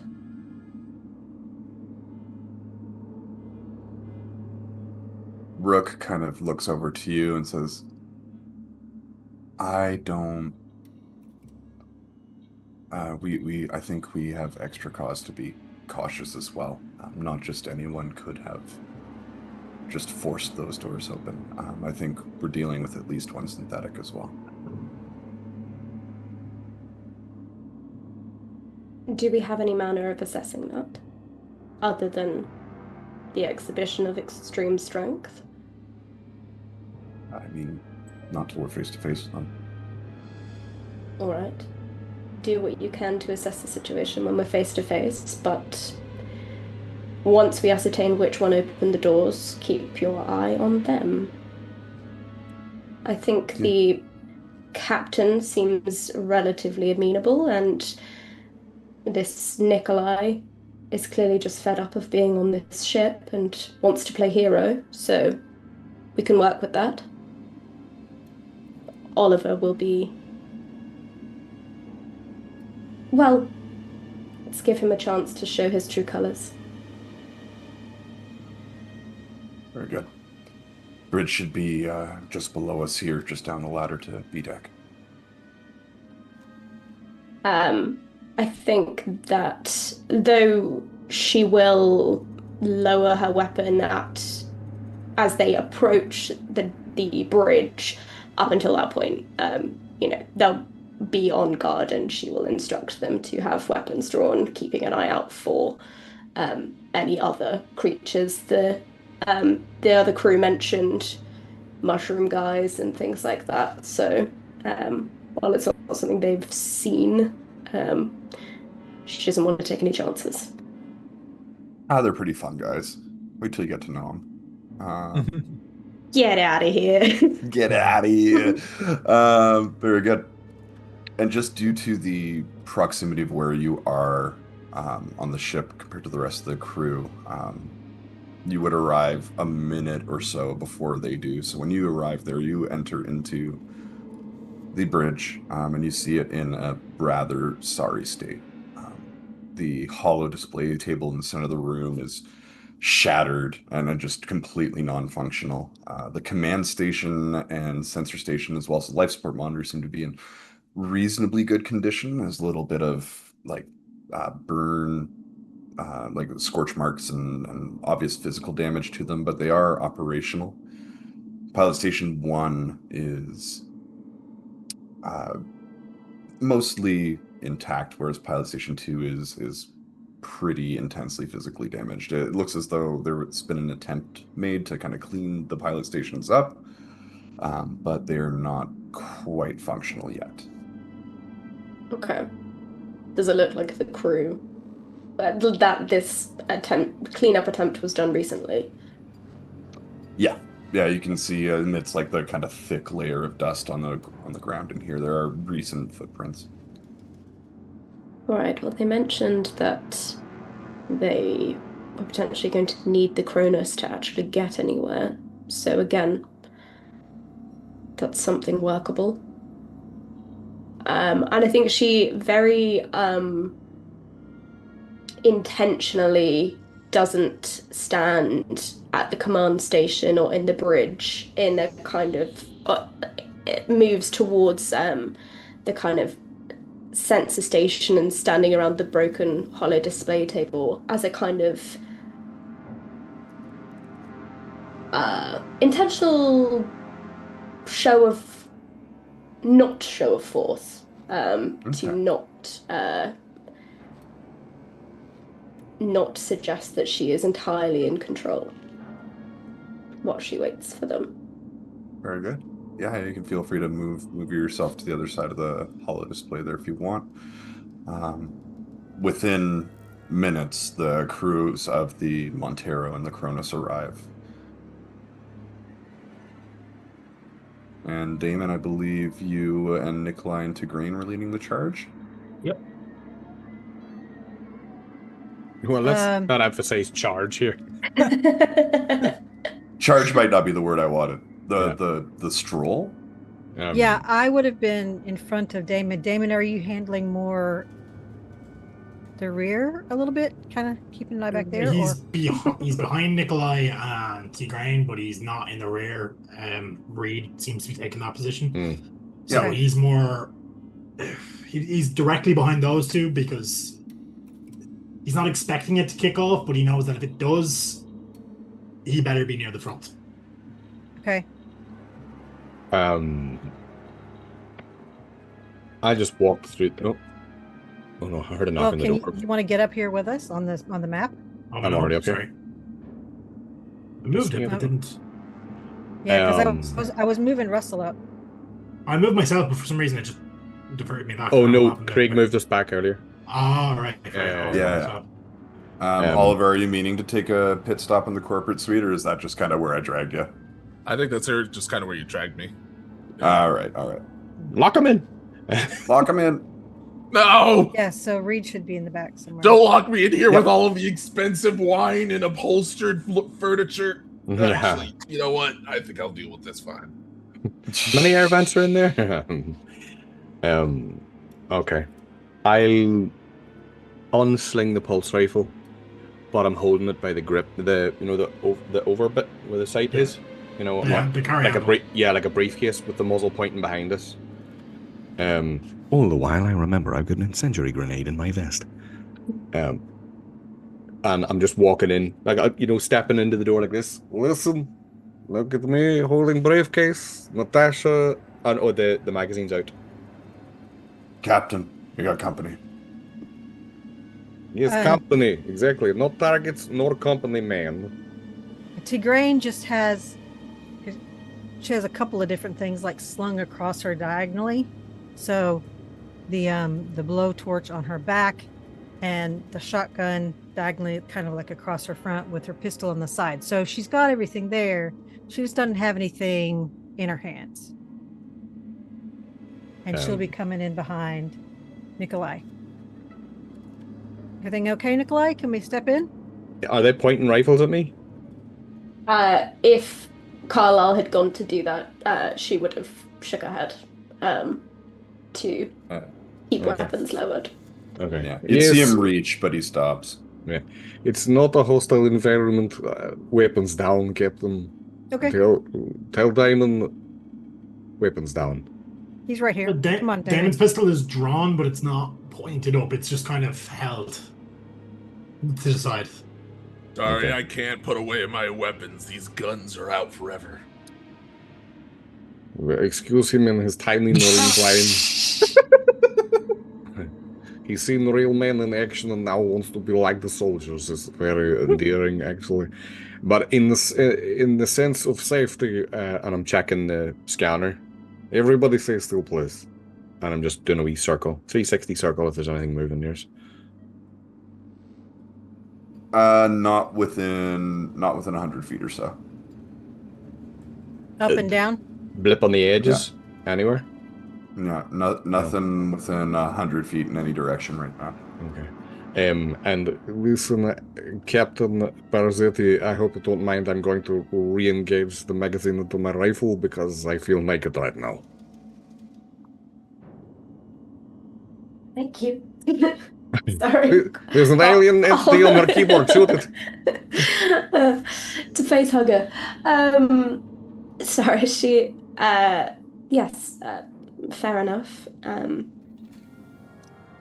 I understand the caution, and I appreciate the efforts to check that we're at least alone for the moment. It's also nice to put some faces to disembodied voices.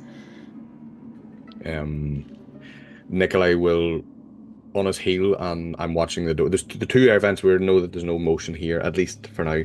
And I will take up station at the door so the captain can speak to the captain. Resuming my, what do you call it, security detail. If you don't mind, if any of your counterparts want to help me watch the door, because that's what I'm doing. She will nod to. This is Carlisle. You may find you have things in common. You like eggs, Carlisle? Scrambled. Love them. I like them hard-boiled, to be fair. At that statement there, could I have Damon do one of those quick memory bank searches to see if the name Carlisle and anything matching this description comes up as a ex-Marine or anything like that? Sure. Yeah. You be another wits roll. Is Russell hurt? Russell's on 3 of 5. Is he hurt? It's 2 successes. Yeah. Honorably discharged about 10 years ago. Russell's not hurt. Did you say honorably or dishonorably? Honorably. Okay. Anything in his file that I would have access to? You know, as you're going through it, there's nothing really mind-blowing. Like a lot of tours of duty, a lot of like infantryman work. Any which? Any common deployments the same, like war fronts? Damon would be kind of behind lines type. You wouldn't know he's there, but like, you know, he might have been on some of the same planets. Well, there might have been 1 or 2 then. Yeah. Okay. Crossover. Cool.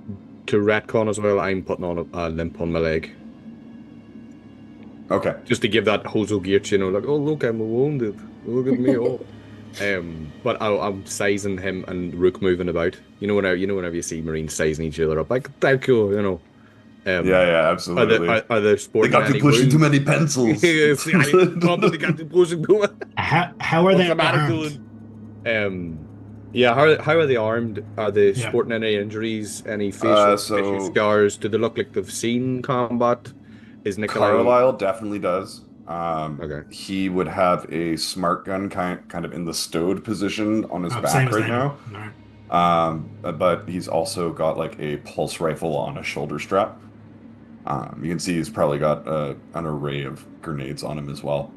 Yep. Excellent. Rook I like in the kind of scientist-looking guy in the compression suit. They're all wearing compression suits, but the kind of more scientist-looking guy towards the back is examining the piloting stations. You can see he does have a pistol at his hip. And Andie, do you appear to be armed? Andie has a pistol. Yeah. Yeah. But she's not. Say again? Any like knives or machetes or anything like that, like be used up close? Not, As well? not that you could. They're not equipped, so to speak. No. Not necessarily just Andy, like the others either. Damon's Sure, doing a nice full hand. No. scan, a threat assessment.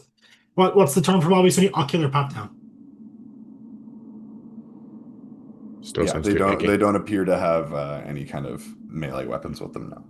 Yeah, I suppose for the new people, kind of to keep what we have, Damon also has a smart gun slung over his shoulder. He's the pistol, which is in his hands, and he has a fire axe kind of in that mount as well. Like with the smart gun, it's kind of latched in.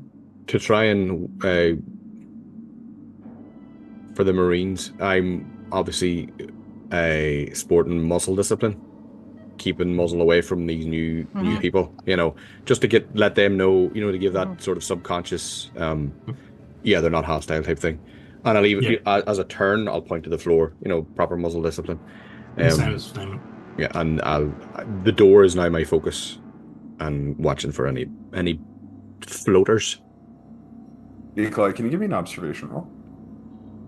Will you see he's got laser nipples or something? Maybe. I will drop. I'll drop a dice into this. One of my wee shieldy boys. Yeah. Do you know what? I'll put 2 in it. Why not? Drop it like it's hot.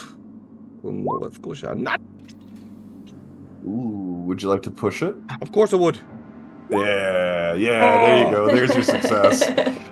I don't like when you've got like 95 dice. You're like, yeah. Very good. With your success, looking back out into the hallway, and you're counting heads, and you realize that Reed is missing now. Little head count, Reed is missing. Like I'll say it audibly. Did he didn't have comms, did he? Reed was in the back. He was keeping up the rear. We all have comms now with helmets. Yeah. One of your crew or one of the Cronus crew? Cronus. One of ours, a rather scruffy looking gentleman with a bit of a 5 o'clock shadow goatee situation going on. And I take it he's not known for going wandering. Nope. Well, I mean, Reed's a woman. Reed's a woman. Yeah. But no, My she's apologies. not known for taking off like that. And last time we saw her was bottom of this corridor. Yeah. Can I try raise them on a private line on the comms? Sure. Yeah. So Damon will be like, Reed, report in. This is Damon. Where the fuck are you? It'd be a beat, and then 2. And Reed doesn't respond. After about a minute. And there was not when I done my 360. There was no movement. No movement. No. I'm going to I'm gonna turn to Carlisle and over comms to say, get to my 6. We'll check the corners and check the bottom of the corridor. If they're lost, they're lost. We'll find them afterwards. And he kind of looks back to Andy like, is this okay? Do you want me to go? Nikolai's already gone. I think she looks hesitant for a moment, but nods. And nods back and makes his way after Nikolai. You don't need to worry. Nikolai has a level head on him. I'm checking the beeper doofer, the beep doofer as I'm going to call it. The Beefenhausen. The Beefenhausen Dooter 3000. Yeah. Is there anything? Am I seeing anything on the outskirts? Kind of. You would at this point, yeah. There are, I should say, 2 points of movement moving down away from B deck at about the same pace.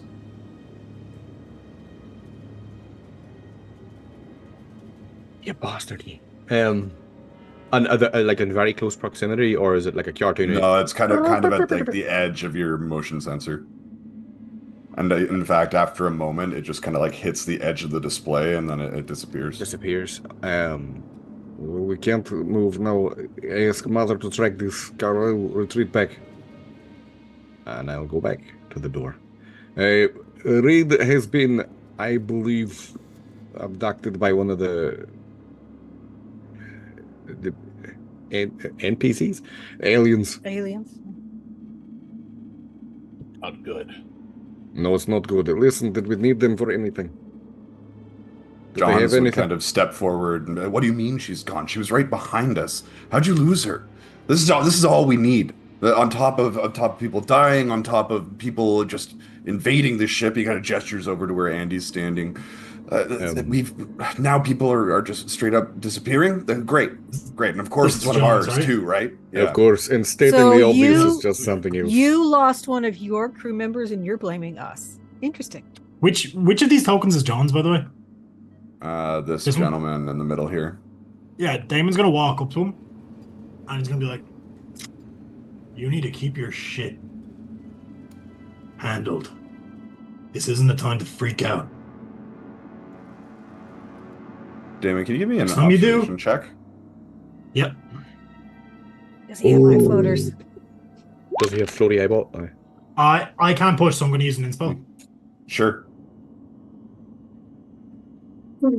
Yeah, no. Fuck's sake! Mm, Hey, Hey, do I have a boon? I don't I have do. boom. I'm gonna roll an additional you can add a D6 just to D6. see. Yeah, sure. Yeah, spend all those beautiful resources. Fuck yeah, nice. Yes. The dice I never dice need say them. no, unfortunately. It's good. As you confront him, for a moment he looks like he's just gonna leap at you, but he does kind of pull his shit together a little bit. So I don't get the Cast his observation head. on that, but I do see he's about to leap at me, regardless. Yeah, there's a brief kind of motion forward, and he thinks better of it and just kind of calms himself down. Yeah, if he notices that Damon is like at the hip level, has pointed the pistol up to mid-section level, and he's just staring at him dead in the eyes. Sorry, I'm son. No, Handle your shit, or I'll lock you in a pod. Yeah, okay. This is not the first time he started to lose it. We got to keep an eye on him.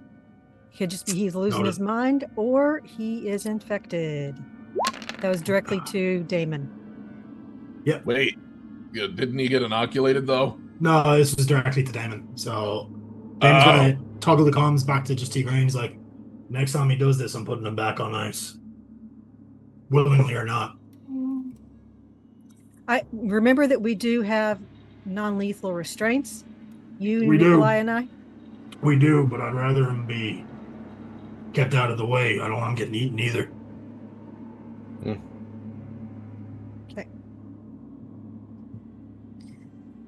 All right. Andy, we are here. You did mention that you are willing to take survivors off. So does that include the crew of the Montero and the Cronus? Provided you're happy to come with me, certainly.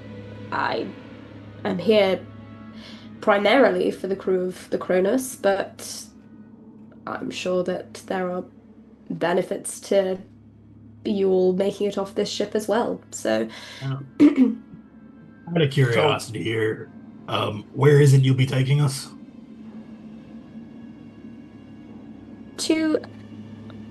This isn't me stalling, this is me checking.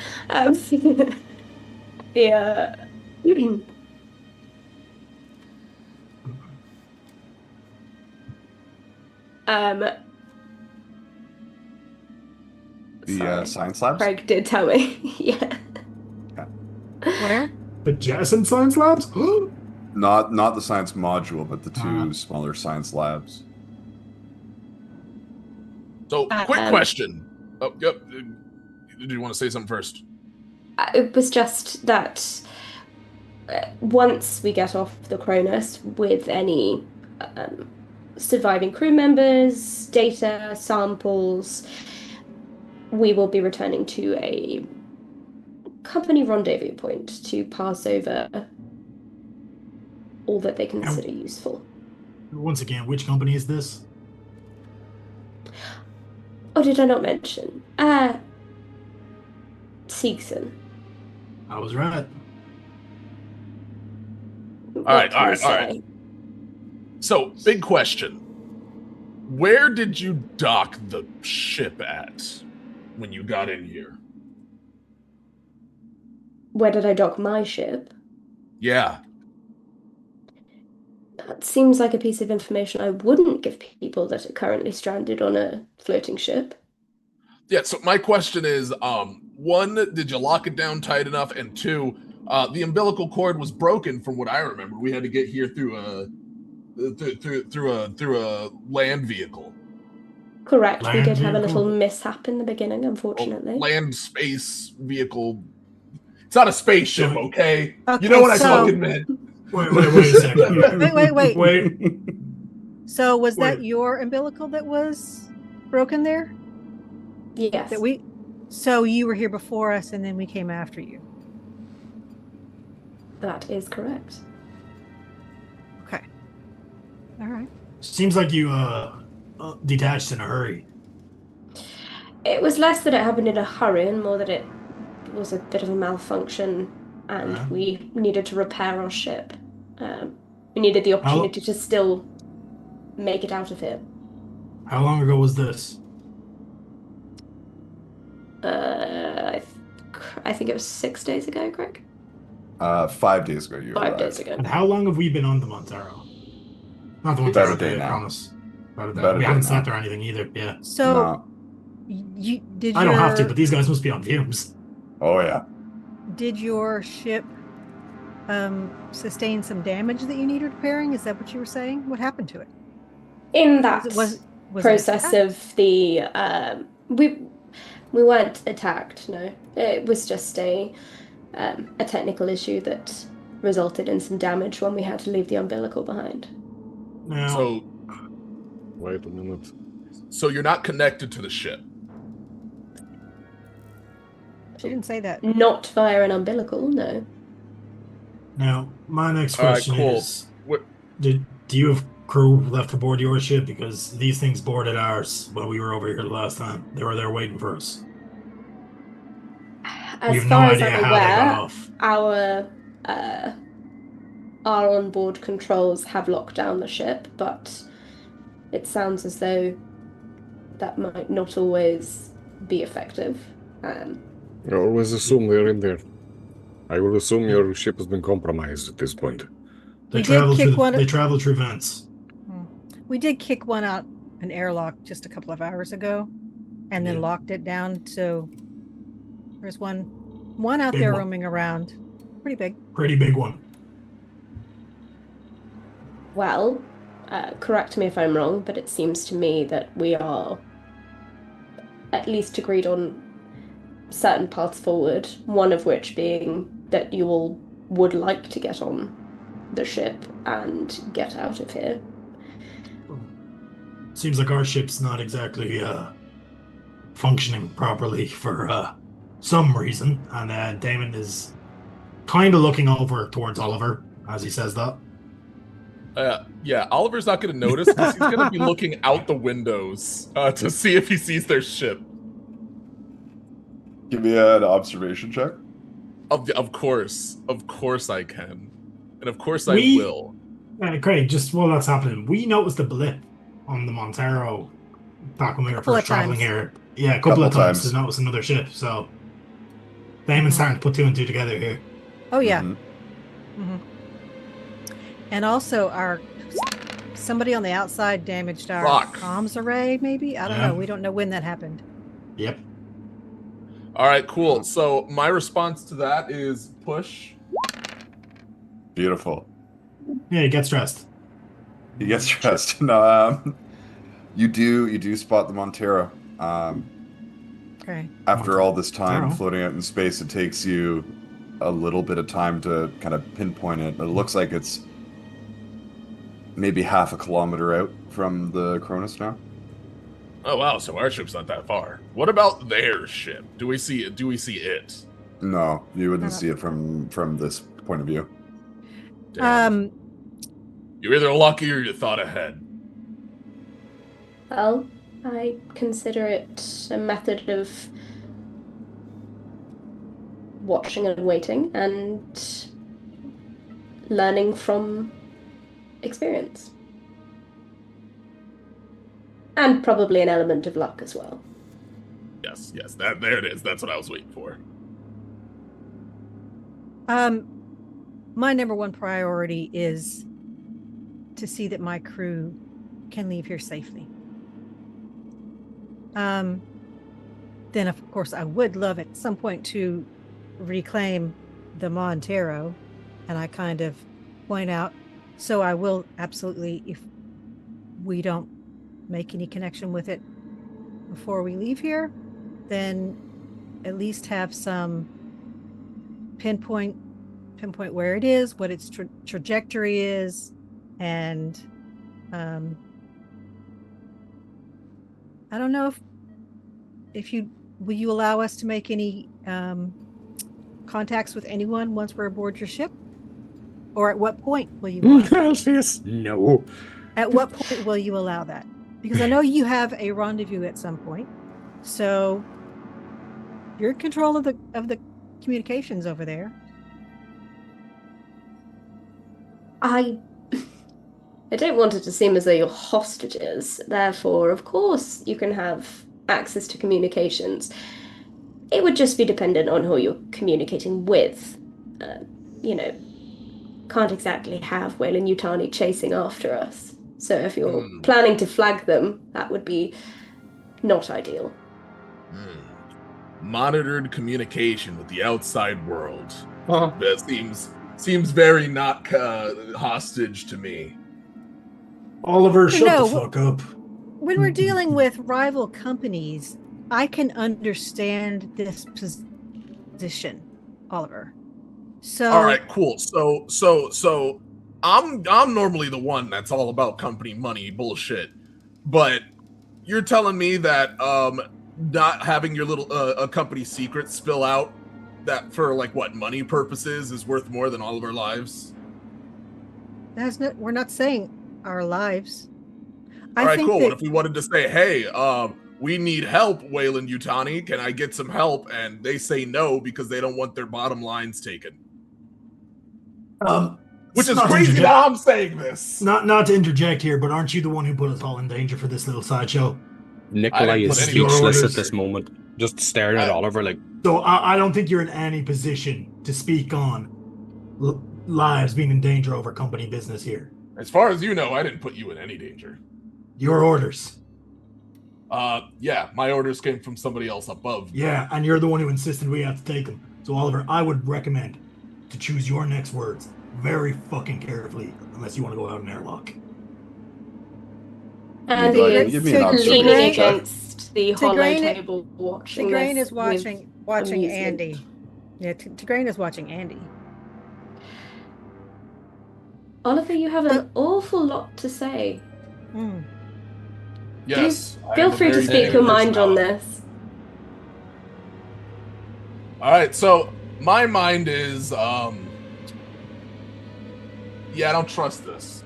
I don't trust this 1 second at all, whatsoever. You don't trust people who are offering your crew a lifeline? How do you know where this ship is? Isn't that specifically Weyland-Yutani, like, very heavily guarded information, confidential? And you of all people think corporate espionage isn't my a possibility? crew wasn't allowed to know this. I was given the okay to kill them on sight by my higher-ups if they stepped out of line, so that this information didn't get leaked, and somehow a rival company knows. Nikolai's just put one in the chamber. I'm sorry, Oliver, you were given a what? Oh. You were given a license. You know this! I've told you this before! Not out loud. Yes, he did. You and I were the ones he said it to, Nikolai. Must be the sedatives. Sedatives haven't quite worn off. Must be your tiny marine brain. Yeah, it's my tiny marine brain. But what was that about telling everybody that you're going to kill everybody and then say, listen, I'm your friend? Maybe it's said I would if I needed to, but I don't want to. I think maybe it's a case that you've lost a bit of what? control in this situation. I'll put it this way. At this point, I very much want to. So I choose, like I said, choose your next words fucking carefully. And So as far as I'm concerned, tells you As far as I'm openly concerned, about his Mhm. special order, and you're still willing to work with him. We're useful alive right now. At Without the you time, sounding out. complicated. he had control of the matter over there. It was he had jurisdiction. And my Natasha back home wouldn't get the money from this job if I fail, so he's alive until the money go ka-ching. Well, I take it on that basis that you have no loyalty to the company that essentially told a man you were better off dead. I have no problem telling you that I do not. I myself am a self-made woman and was leasing the Montero, just making some money so that I could one day buy my own ship. I am not a company woman. I took I a really security recommend the detail. piracy life, honestly, to Grain. You'll feel so much better about it if you move in that direction. I already see. have the gold teeth. Pirates. So was this just purely She just wit? admitted she's a pirate. No. Was this This is not purely- something I was concealing. So okay. Why am I the suspicious one here? Because you're threatening to kill us if we step out of line. And on dipshit. this, I didn't. I said that I had the authority to. And Which I is said a I didn't threat. want to unless I had to. That is not a No, threat no, for is this me, all- But it You're will lucky be I if don't you want to Is this start above PvP, table? Roberto. You are so lucky I don't want to start PvP. Okay, so this is above table, this part right here. This is what I wanted to know. We need to kind of make some distinctions about what some of this is above table so that we can keep in character. So I think that I'm at the point of deciding where my best chances lie, where the best chances of my crew lie.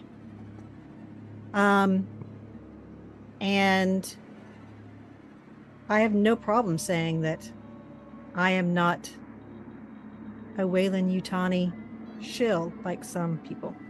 I'm freelance colonial marine. Each one of my security, crew so- members can speak up on his own. Make your own minds for this. Because I've just said where I was stand. thinking that I was starting to warm up to you. You know what? I'm gonna take a little bit of a breather. You stay right there. You're going nowhere. Nobody's going anywhere alone, especially someone Nikolai, who can you has make me an observation access. check, please? Oh, okay. I've got a 19 in observation. No. Push it. I'll push it. Why not? Why not? Why not? I haven't sucked my gold teeth yet. You can use an inspiration to re-roll it if you'd like. Yes, why not? Yes, why You have not? them, you might as well use them. Do it.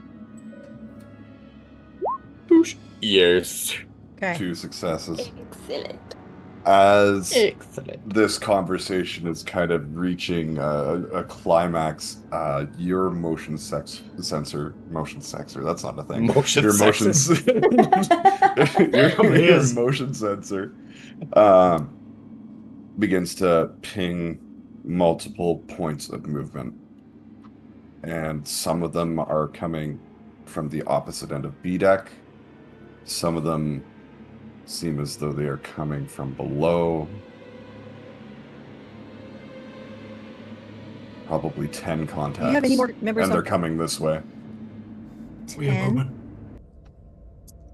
Okay, I'm gonna turn straight around to Andy and say, have you got more operators on the ship, or is this all around? I don't want to put a bullet in one of your friendlies. Whatever movement that is, it's not my people. Excellent. Right. Run back from the door, and Damon's What- gonna. what How is do you it? know? Are your people still on your ship? Or is this everybody? Damon, if you wouldn't mind being an absolute gentleman and disarm all of you. Yep. And I'm going to grab the pulse rifle out of his hands. Yeah. I have some of my restraints ready. Yep. You No. hear the hissing of multiple creatures getting closer and closer. You hear the stomps against the metal of the floors and ventilation systems as 2 vents in the bridge fly off the wall and 2 Neomorphs emerge out from the vents. Craig, how devastating to us would launching a grenade at one of these things be in here? In the bridge, there's In a this lot of glass. enclosed I space? don't want to do it. There's a lot of glass. Yeah. I'll be fine. Still You guys wanna won't. take my weapon. Nicola, you hear movement from the opposite end of the hall as 2 other Neomorphs move through the hallways. You can hear them just galloping down the hallway towards the bridge. Okay. At this Launch- point, I'd like everyone to draw initiative, please. God damn it. How many I'm Nicola, just gonna you need to shuffle check them the really halls. quick. Yeah, I got the Oh, holes. you need to shuffle them? Oops. Yeah, I gotta Hold shuffle on. them real. Oh, it's okay. Yeah, I drew it too quickly. Are they shuffled? All right, they're shuffled now. Draw your cards, friends. I get to draw 2, so let me do that. I got a 5. I got a 5. I got a 5. I have a 2 and a 6. I'll be taking the Okay. 2. All right, all right, Oops, all all right. All right, we're fives. gonna do this one more time. When you draw the card, click on it and pull it away from the deck. Okay. Yeah. Are we redrawn? In just a moment. Oh, okay. I just clicked the draw button. Does that do anything? Oh, draw. Call. Shuffle. All right. And just pull it away from the deck, and then we won't have multiple numbers. Alright. 4. 2 and a 7. I'll take the 2. I was in. Sure. 5. Oh no, sugar. And a 3. I will take the 3. Thank you very much, sir. Beautiful. Andy, you pulled an 8. Can I I did. activate? Can I activate my cyborg dog ninja partner? Oh, it's about time. Sugar. yeah, Ninja Bob's. on his Ninja way. Bob, where are you? Sorry, to Green, what did you get?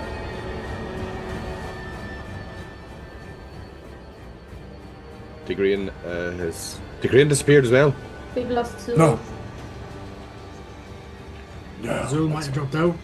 I'm sure she'll be right back. Oliver, sorry, you drawed the I drew a 4. It's in my hand. 4. Perfect.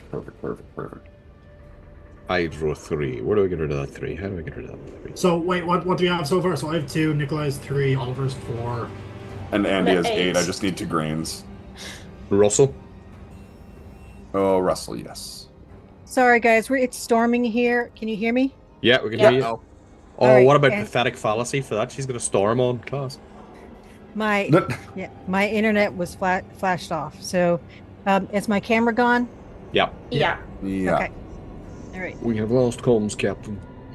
All right. Yeah. I do have Wi-Fi. Your audio is obviously Shit loud has and hit clear. the fan. Do All we, right. do we I know am what the I'm just NPCs are going. moving I'm on? just going to stay on audio, no video. Yeah, Um, yeah, that's totally fine. Do you remember what card you drew? I didn't catch it amidst I everyone didn't drawing. get no. I didn't get to draw one. Okay, would you like me to draw one for you?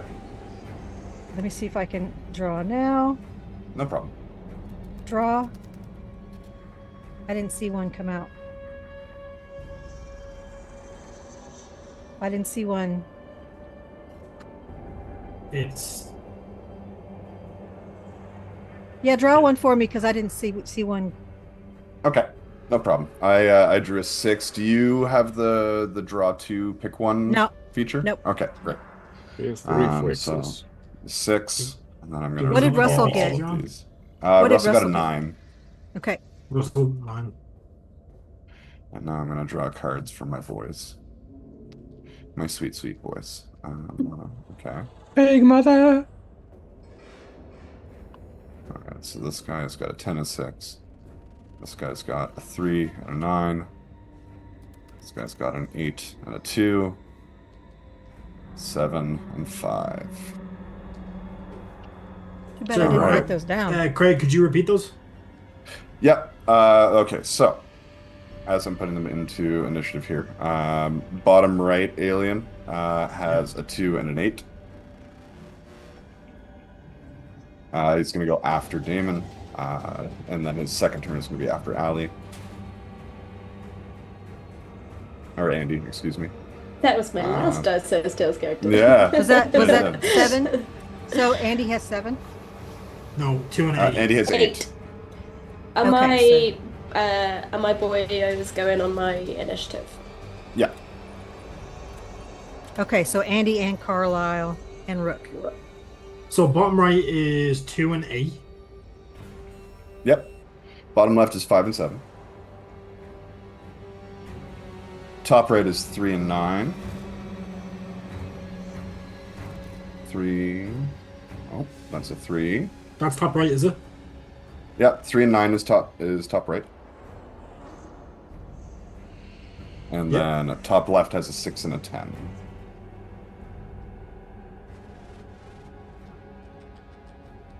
Okay. I've And do got we know it. what the Montero crew's going on? They are going to go. Oh, sorry, yeah, Cronus crew. So yeah, the Cronus crew. I was going to have them go on the last member of your crew's team. So in Russell this has case, 9? it would be Russell. So after Russell's turn, they'll go. So 10. And I've got it here. I can even just copy paste the initiative order into the Discord for you all if that is helpful. at Oh, all. that would be very nice. Can we take the cards off the screen? Yeah, I'm going to take them off in just a sec. Cool. Boom, boom. And I we're gonna didn't recall the have cards. on here where Oliver is. Oliver, what did you get? He got a 4. 4. 4. Okay. All right, here we go, I'm gonna fill folks. up my water So- cup. Give me 1 moment. Go first. Yeah, no worries. So I have that. I put bottom right before Damon, and the one I copy pasted. It's actually going to go after Damon. So Damon, you are first. Okay, so quick action to get into this zone here. Damon's going to engage the ones in the hallway. Sure. So he's going to go to here. And then Smart Gun swung off the back, starts spinning up or I don't think it has a rotary barrel, so it just starts, mechanism starts going to feed the bullets in. And he is going to let rip full auto on this thing. Lovely. So that is 3 attack rolls, if I'm not mistaken. Yep. Yep. And I have specialist, so I get, what's that do? +2. Yeah. +2. First attack. 2, so base damage 3, so 5, so 4 damage. Yep. And then again.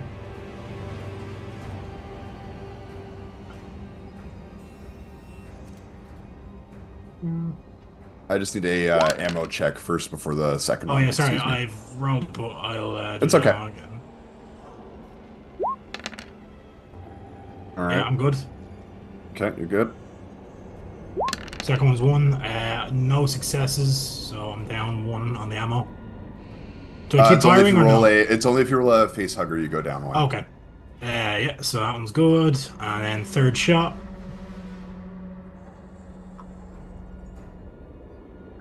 Two.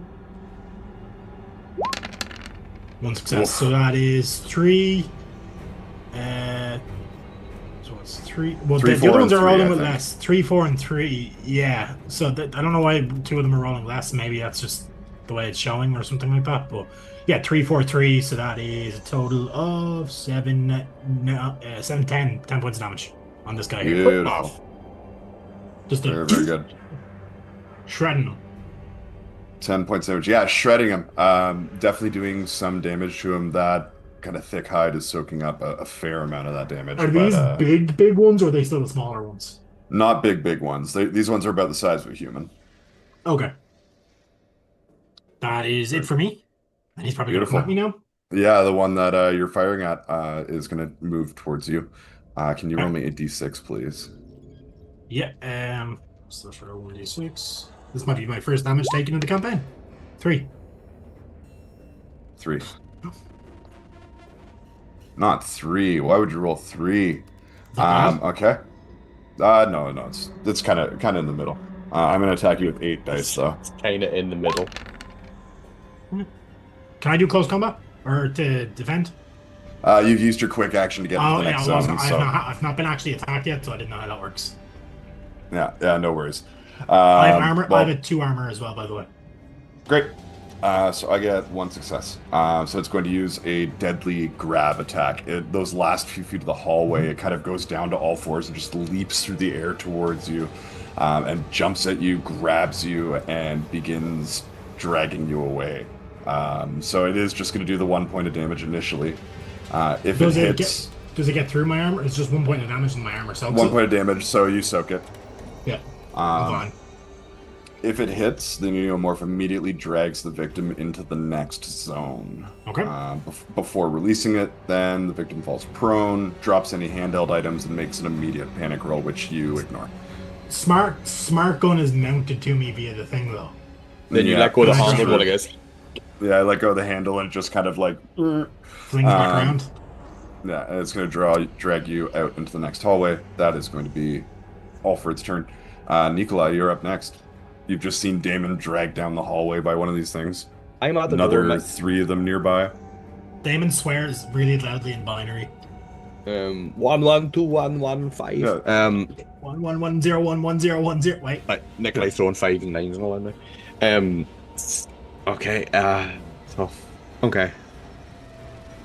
I've seen him being dragged away. Obviously, I don't need to, because I'm at the door going into this. My movement will just take me into the next zone type thing, or do I have to use a quick action to go out, step out the door? So you have to use a quick action to move into the next zone, but once you're in that zone, you can go wherever you want for free. See,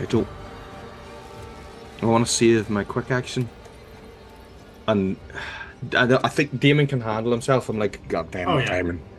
I'm going to save my quick action to close combat that other one coming up the drawers behind us.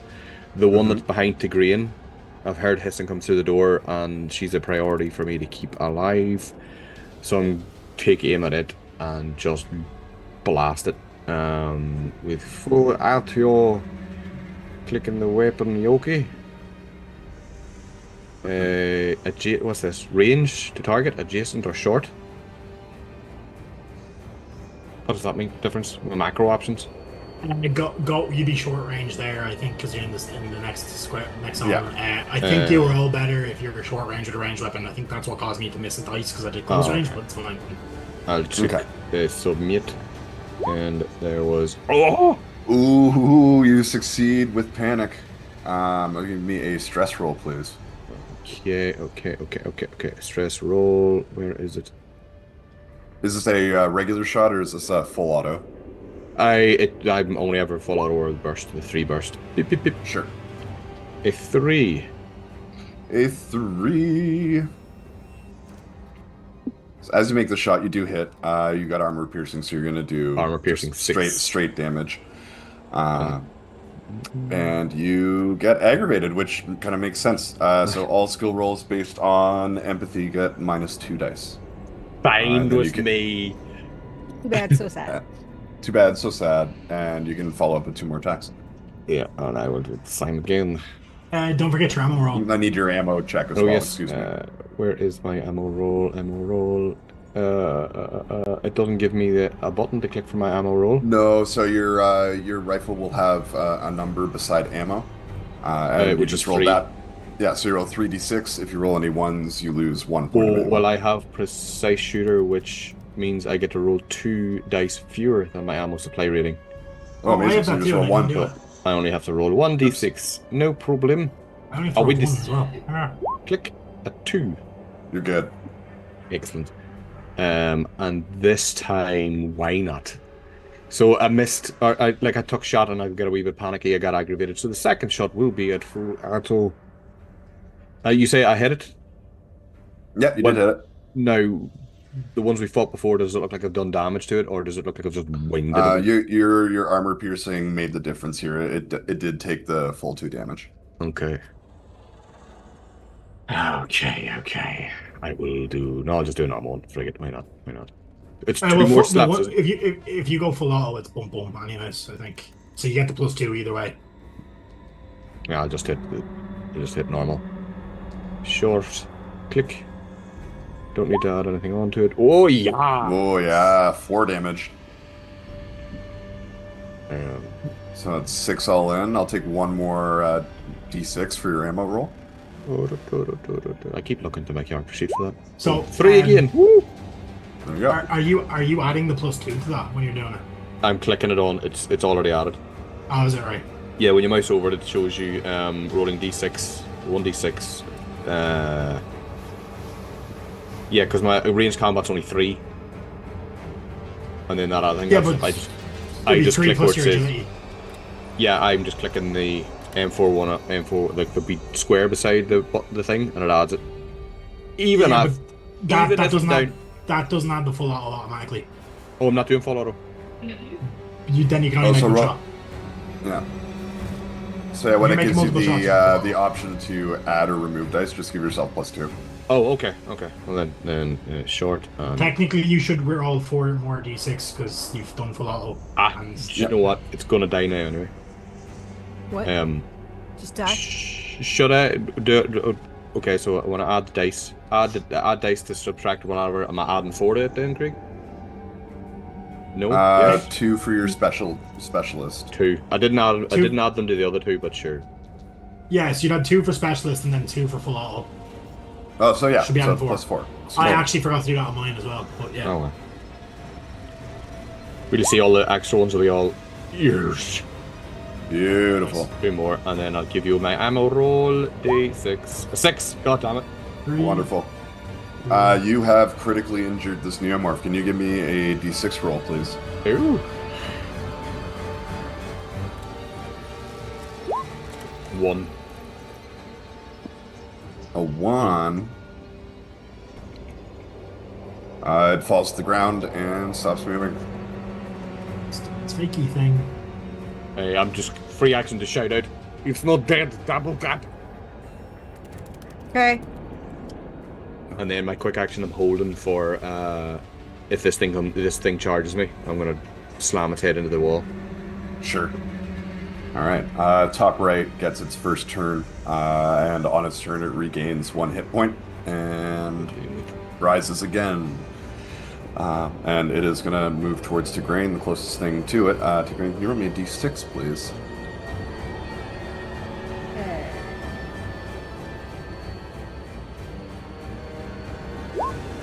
Alright, what's the next? 4. A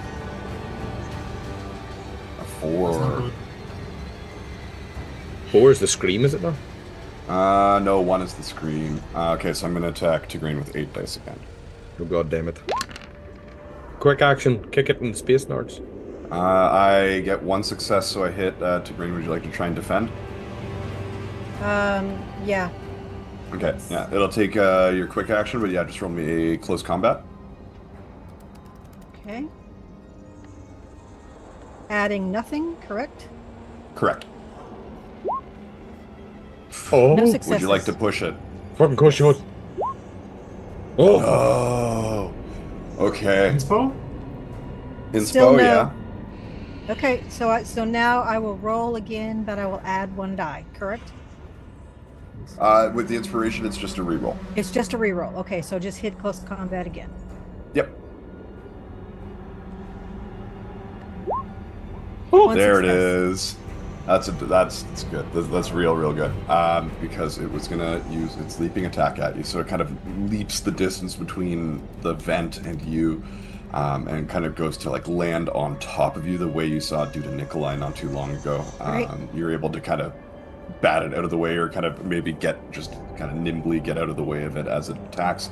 It does no damage. I award it no points. Okay. Now we're just mean mugging each other.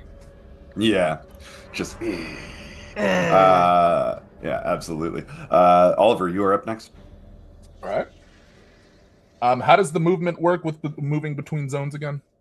So it's a quick action to move to the next zone, and when you're in a zone, you can just move wherever you want in a zone for free. Okay. I'm gonna ask.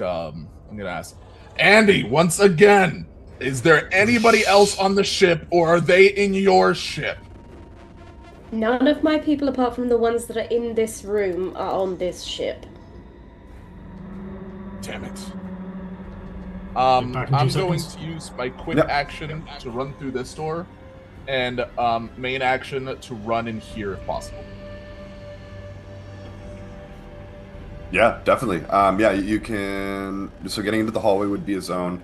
Junction B1 would be a secondary zone, so you can use 2 quick actions in place of a full and a quick to get there. All right.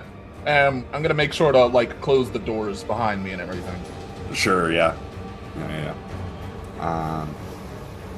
Okay. All right. That's what I do. And all right. Very good. Bottom left, who did not see Nikolai go into Junction B1, is going to charge down the hallway. And it's going to come say hello to Nikolai. Nikolai, we're here again. Can you roll me a d6, please? For You cinematic- mean Oliver? No. He didn't No, see Nikolai. Oliver run out. He passed him.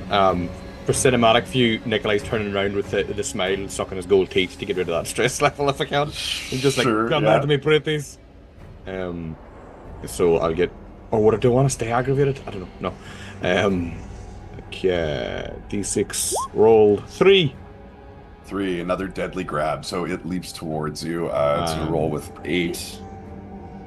I'm close combating this, and I'm going to use my weapon specialist to add plus 2 to the roll. All right. You need 3 successes to defend against this. How many? 3. Oh! Tickle! Oh my gosh! Very good, very good. You also panic, so I need a stress response, please. You're not getting one. Please. Stress response activated again, please. It makes sense. He's afraid of getting another extremity ripped off or broken. Sure, yeah. 0. Keeping your cool, my Just- friend. Very good. Just smiling, and cinematics, it's like lodged at me, and I slammed its head off the wall, like, get that from me, piece of shit. Which will bring us to Tigraine. Okay, so I've already used my quick action, so I'm gonna do a close combat with the what's it called, the blowtorch, and because that's I specialized in that, I'm gonna use weapon specialist, which is Yep. a +2 to my hit, so that's close combat, and I think the blowtorch doesn't add any, but it does 3 damage. Does that sound right? Like it doesn't add Yep. any dice. It's just okay. Just making sure. Okay.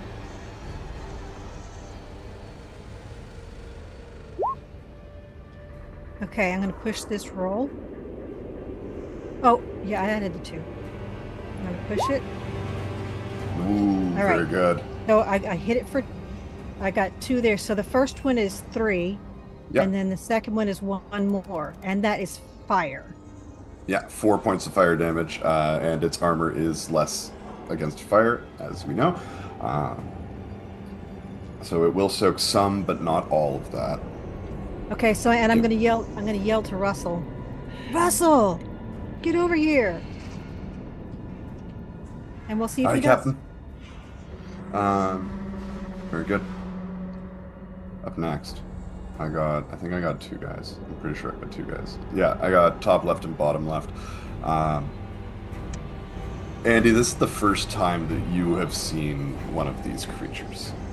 This vaguely humanoid, sinewy, lithe creature whose limbs seem like they've been like elongated and extended. It moves almost better on 4 limbs than it does on 2, with this bulbous head and a just eyeless face with a large distended mouth.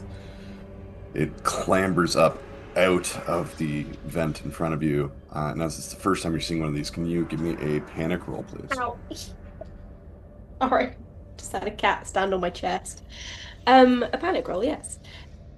So on your sheet, you would just click the words panic response. Panic response. It might take 3 to 5 business days to roll. That's Yeah. fine. Yeah. Yeah. 5. Became 2. Oh no. And to become one. So yeah, at the sight of this thing, you rolled noisy. Any enemies nearby are automatically alerted to your presence. They were already alerted to What a your roll. presence, but what does that noisy look like? Do you think? I think it's just like a panicked stumble back into that already broken, like hollowed table, and just ends up sort of scattering debris across the floor in the process. Very good. In which case, it is going to, at your kind of back step, charge towards you. Can you roll me a d6, please? Yar. Oh dear. No. Oh no. Oh no. It was nice knowing you. Oh no. Oh You'll get a no. tattoo like me. I was expecting to potentially die this session, but I thought it would be the crew of the Montero that killed me. Very good. With a 5. Okay. I roll with 8 dice again. You still have your quick action, so if I hit, you can use it to try and defend against this attack. Yeah. I'm not going to hit. Slapsies. It lunges towards you, and you see that lower jaw just extend like a foot down, and it looks as though it's going to like lunge in and try and take a bite of your throat, but you're able to avoid it just in time. That is going to be it for its turn. Bottom left is currently entangled with Nikolai. Nikolai, can you give me another d6, please? Yes. Now it's going to be his A other 4. arm this time. Think go for a collection. Yeah. I got money on the head this time. Oh no. 4. 4. Leaping attack. Alright. 8 dice coming at you. And I can't defend this. No. You've already used your quick action to defend on the first one. What about my quick action? I don't know about that one, but I'll consider it. It is going to hit with 1 success. Base damage is 1. So after not really phasing you, it kind of takes a quick step back and just with all of its might lunges towards you. Does the 1 damage. The attack is successful and you're thrown to the ground, and I need you to make me a panic response roll, please. And immediately after you're knocked prone, it makes a second attack. Oh god, dang you.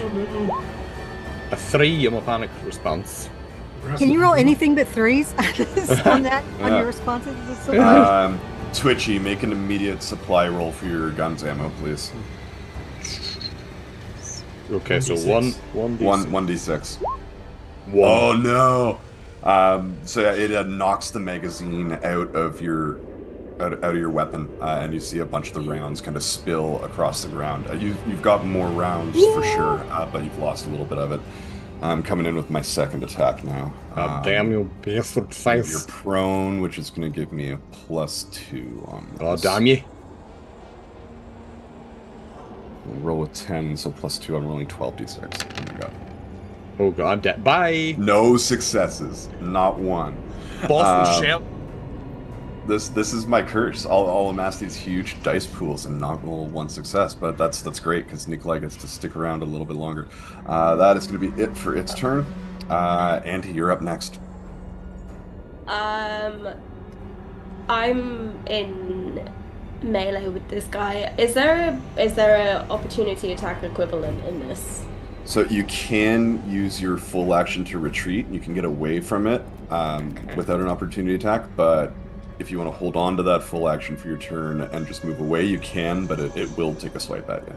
Okay. Are there any... With doing a ranged attack when someone is close to you, are there, like, disadvantage equivalents? Okay, cool. No. I'm gonna try and shoot it. Love it. Cool. I just do the little dice. I am adjacent to it. Use. I don't add anything yet. Oh. I'm scared, boy, and that has gone badly. Okay. So I will take a stress response from you real quick. Okay.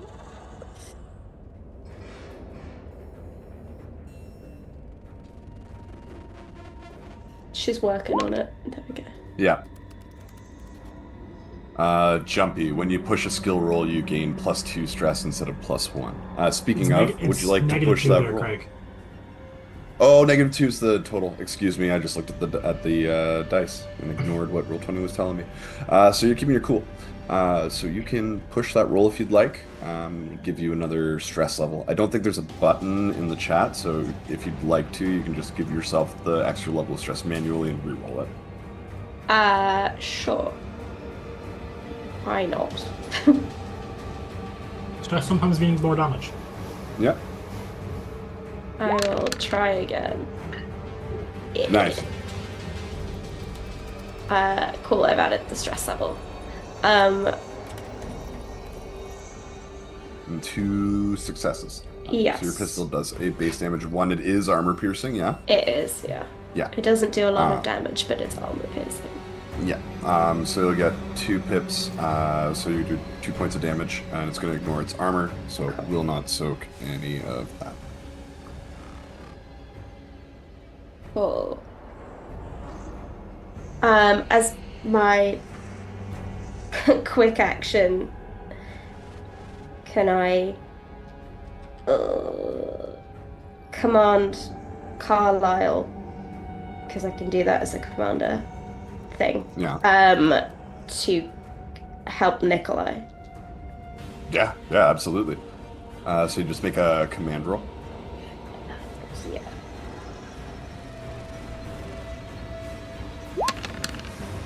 Beautiful. 3 successes. So when Carlisle goes to help Nikolai, he'll add 3 dice to his roll. Awesome. Which we love. Very good. Are you content staying in melee with this creature for now, or are you trying to set a little distance? I think I'll stay in melee for now. Sure. All right. Meanwhile, your compatriots are going to just kind of turn in towards this alien, and they're both going to fire their weapons. Carlisle is going to fire his pulse rifle, because that's what he's got on hand.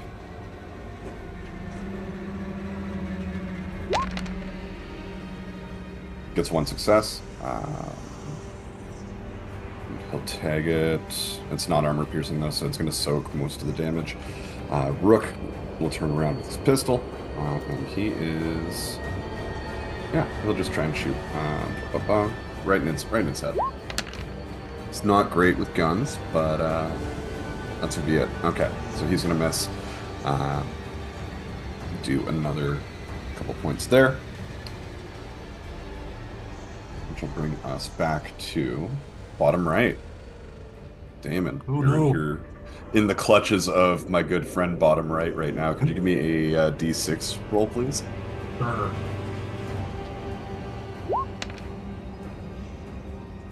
A 1. Very good. We love a 1. Damon's the tank for a reason. Yeah. Okay. Terrifying hiss. Leans in close to the victim, showing its razor-sharp teeth and hissing. The victim must make an immediate panic roll. However, you don't panic, so that's it for its turn. Just for flavor, as it does that, Damon headbutts it. Nice. Get off me. And from where it is, it's going to use its movement, and it's going to keep dragging you down the hallway here. That's going to be its turn. There's nothing I can do to slow it down. Was it trying to drag me into the vent? Not I've on used my its quick turn. action, but not fair. But actually, is that a venter? That's a... That's an intercom, but you'll see the dotted line. There is a air vent that goes, the shaft goes there. I don't think it wants me in close quarters, though. That's a bad thing for it. I don't think it knows that. No. Probably. Russell's up next. I've got you, Captain. So you're traditionally in charge of what Russell's going to be doing. Zool drop out again? Sorry, storm I was has muted. claimed her. I Oh, was there we muted. go. Sorry. We will never forgive you. I will immediately. Thank you, Mother. That makes one of us. So, Yeah, it says the guy who ran away. You're the one who's talking. Russell has his bolt gun hanging from his belt, so he's gonna pull it and he's gonna come over right up close to this so he's in melee with it, and use Haymaker for a +2 to close combat. The bolt gun has a -1, so that's just going to be a +1 to hit. Okay. All right, so and that's going to be close combat. Los Els Well- Camera. Yep. Let's see. Out of 1. Nice. All right, so that's good. Just going to have to roll a. You said is it a stress? Stress response, yeah. Click on the word stress. And that's going to land at another critical hit, so I'm going to need a d6 afterwards as well. Okay.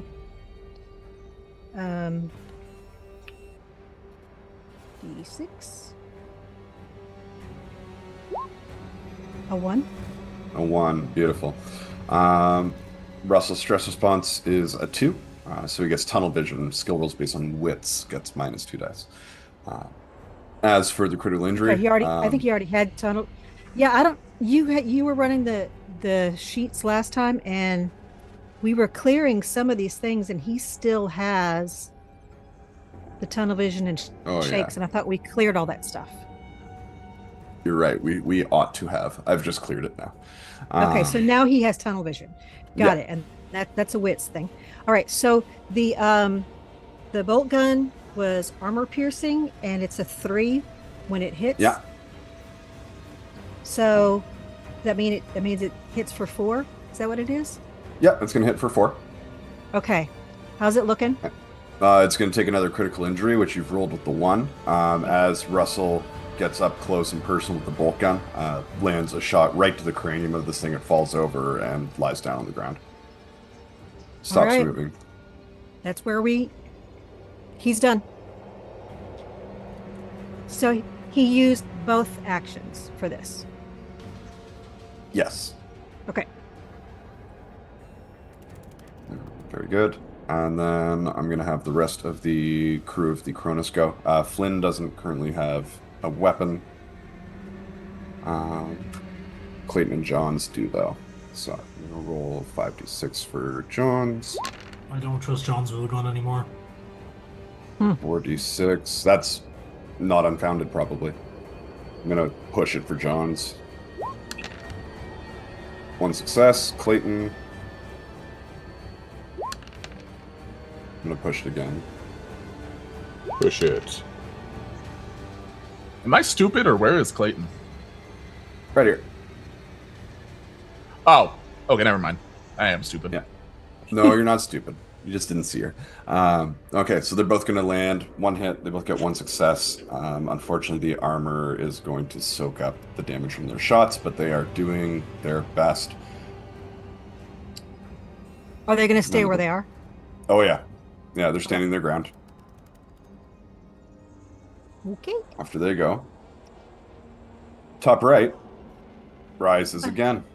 Not top left. Top right. What? Oh yeah, Top top right left. and then top left.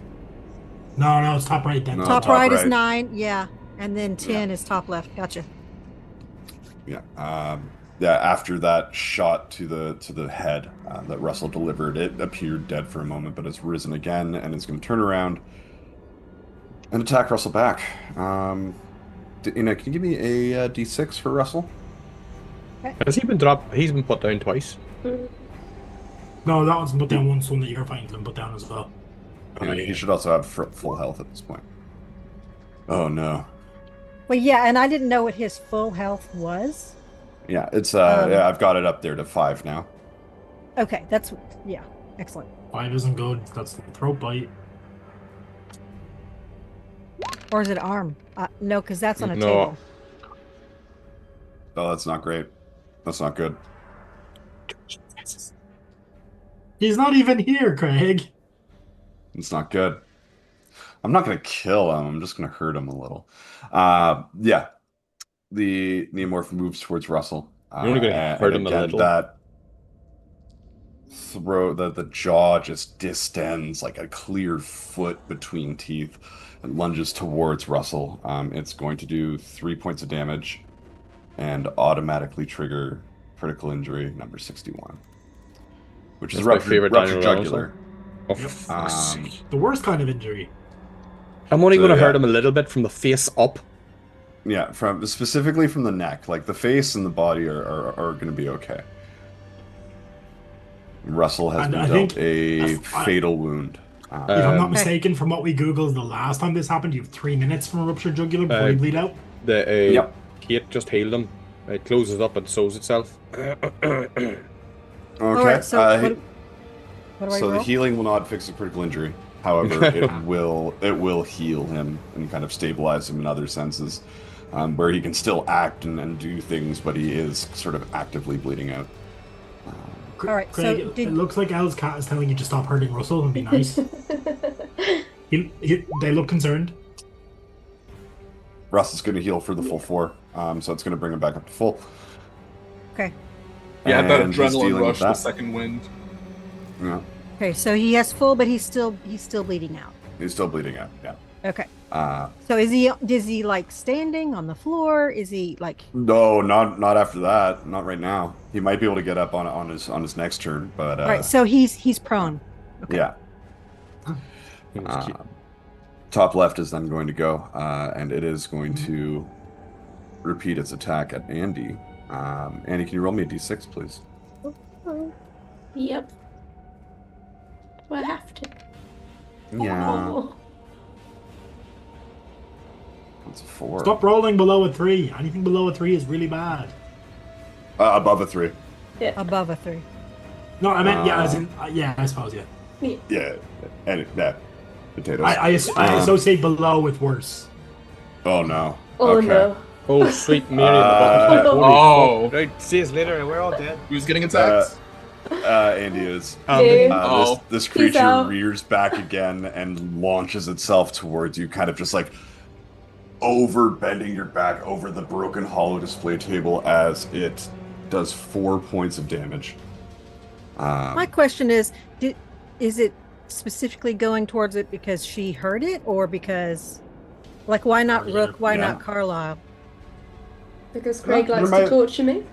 There might be a reason why it's not attacking Rick or Carlisle. There might not be. It might just be an animal. Okay. Um, And I'd it's the say you one get in used front to of that, but you don't. Craig is great GM, very ruthless in combat. Okay. Did you say 4 points of damage? I did say 4 points of damage. Cool. One. Yep, down to 1. Craig, Dave has healed one of the Xenos of your choice. Oh my gosh, that's amazing. Thank you, Dave. I'm gonna give a D4 to top right there. Dave, when we go back into the lighthouse, I'm farting in your pillow, lad. All right, it's gonna And give then you 2 also health. D4 Thank for you. And then a D4 for Andie too. Da-da. So yeah, leaping attack jumps towards you, attacks with the 8 base die. You are thrown prone over the like broken remains of the hollow display table, and I need you to make another panic roll for me before he makes another attack. Sure. So, if it did 4 points of damage prior to prior to Dave giving me a D4, my Yeah. health is only 3. Yeah. So, cool. Oh, okay. Your health is only 3. Interesting. So you're not dead. Roll the D4 and get the healing, but you had are it. going to get a critical injury as well. Cool. You said a My panic gift. roll, didn't you? Yes, please. 0. 0. Despite it all, keeping your cool. I'm also going to need a D66 from you, Andie. It's in the top right of your character sheet. You heard him right, a 66, 62. 62. As it lands almost on top of you on like the remains of this kind of shattered display table, you feel this almost cold sensation driving through your back, and you see just this shard of glass erupt out from where your heart should be. Oh, sweet. Oh, shit. Somebody get this. You have sustained a ruptured aorta. no. You are going to take a -2 to all rolls. And For 13 you've seconds. got minutes to live, if that. A ruptured aorta. She's already on the way to the pearly gates. Already on her way out. I saw a ruptured aorta open from Cannibal Corpse. Yeah. Amazing. And goddamn. And now it's got its second attack. Now it's gonna make a second attack. I think Now, Andy's so- about to ride the Chariot of the Gods all the way to Valhalla. So what did your health come back up to? Because it went It down. went back up to 3. Okay. Interesting. But she's got one Madonna. But my testicle here at the minute. my aorta is rupturing and I'm about to get murdered. That is heartbreaking, really. First session. Oh. Oh. Her second character is Andie Riley. Andy Riley. Riley dies It's gonna too. attack a second time, and it is gonna hit. Yeah. It's gonna do 2 points of damage. So after your healing, Cool. are you? Back down to I think you're 1. okay. Yeah. Well, you're not okay, but you're down to 1 hit point. I mean, how do you? How do you mark And then that, or do I just need to do it on here? Kate says he didn't miss a beat. hey, didn't miss a beat. Another D4 for Andy. Another D4 for Andy. Sorry, what was the question now? I was just working out how to track my health, but I've just put it there. Yeah, great. Oh, With thanks, you Dave. currently seesawing between life and death, it is going to take a step back and start paying attention to Carlisle next. But that's all it gets to do on this turn. Which is going to bring us back to Damon. Damon, you're nearing the other end of the ship. Well, not quite. You're kind of a couple hallways away now, being dragged away by this Neomorph. And the floor is yours. Yeah, so he's technically dropped. Now, I know he can't drop the smart gun, but because of that, I'm not going to have him use it this round, because Sure. that seems cheap. You get something from that, Craig. I'm not going to be an arsehole. And he's going to, as the smart gun kind of swings out, he kind of manages to kick off it a little bit, pulls out the fire axe, and he's going to take a swing at it at full force with a haymaker. So I'm going to add +2 to this. This Love has that. armor piercing and base damage 2. I don't know if it'll come through. Yes, amazing. Haymaker. and I think I have something else I Also, can we got an anonymous gifter gifting out, looks like 5 tier 1 subs as well. It's another 5 Hey. into the Thank pot. you, anonymous so person. much. Thank you, Whoever anonymous. you are, mystery person. Man of mystery with a Bond villain that's about to die. Maybe it's Keith. It's Keith. Keep them alive, goddammit. Are you fucking... I'm going to use an inspo. No, Okay. Dave, I only lost 1 hit point. I'm fine.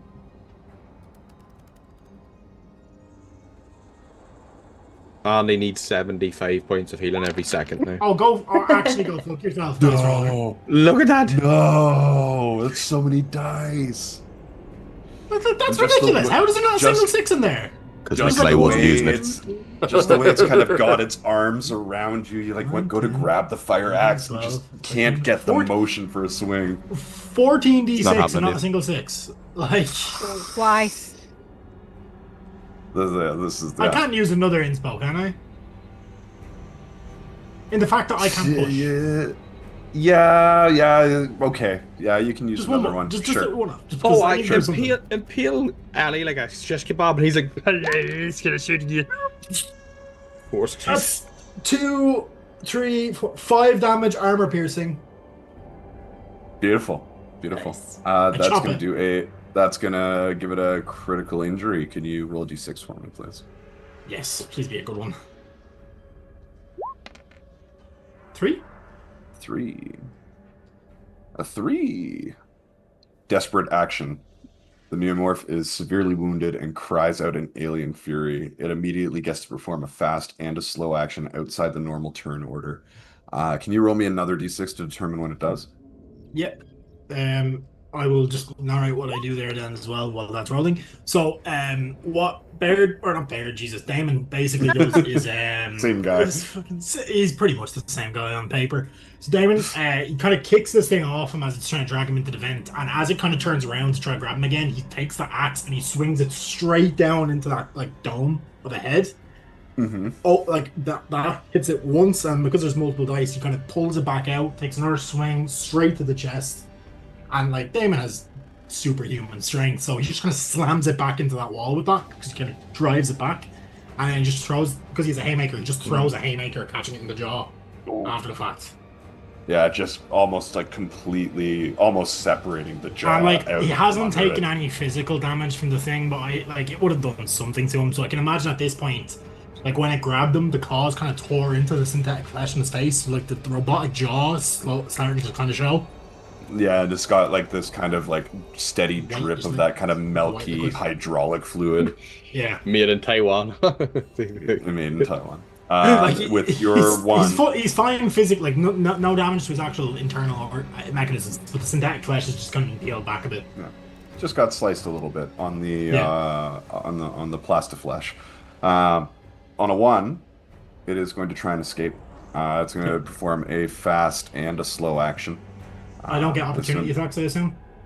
Let me just double check. I believe There's nothing on my sheet said I would. I believe that only monsters do, but let me double check that because I want to get it right. I just want to try hit it again. Watch back the latest episode on our YouTube channel.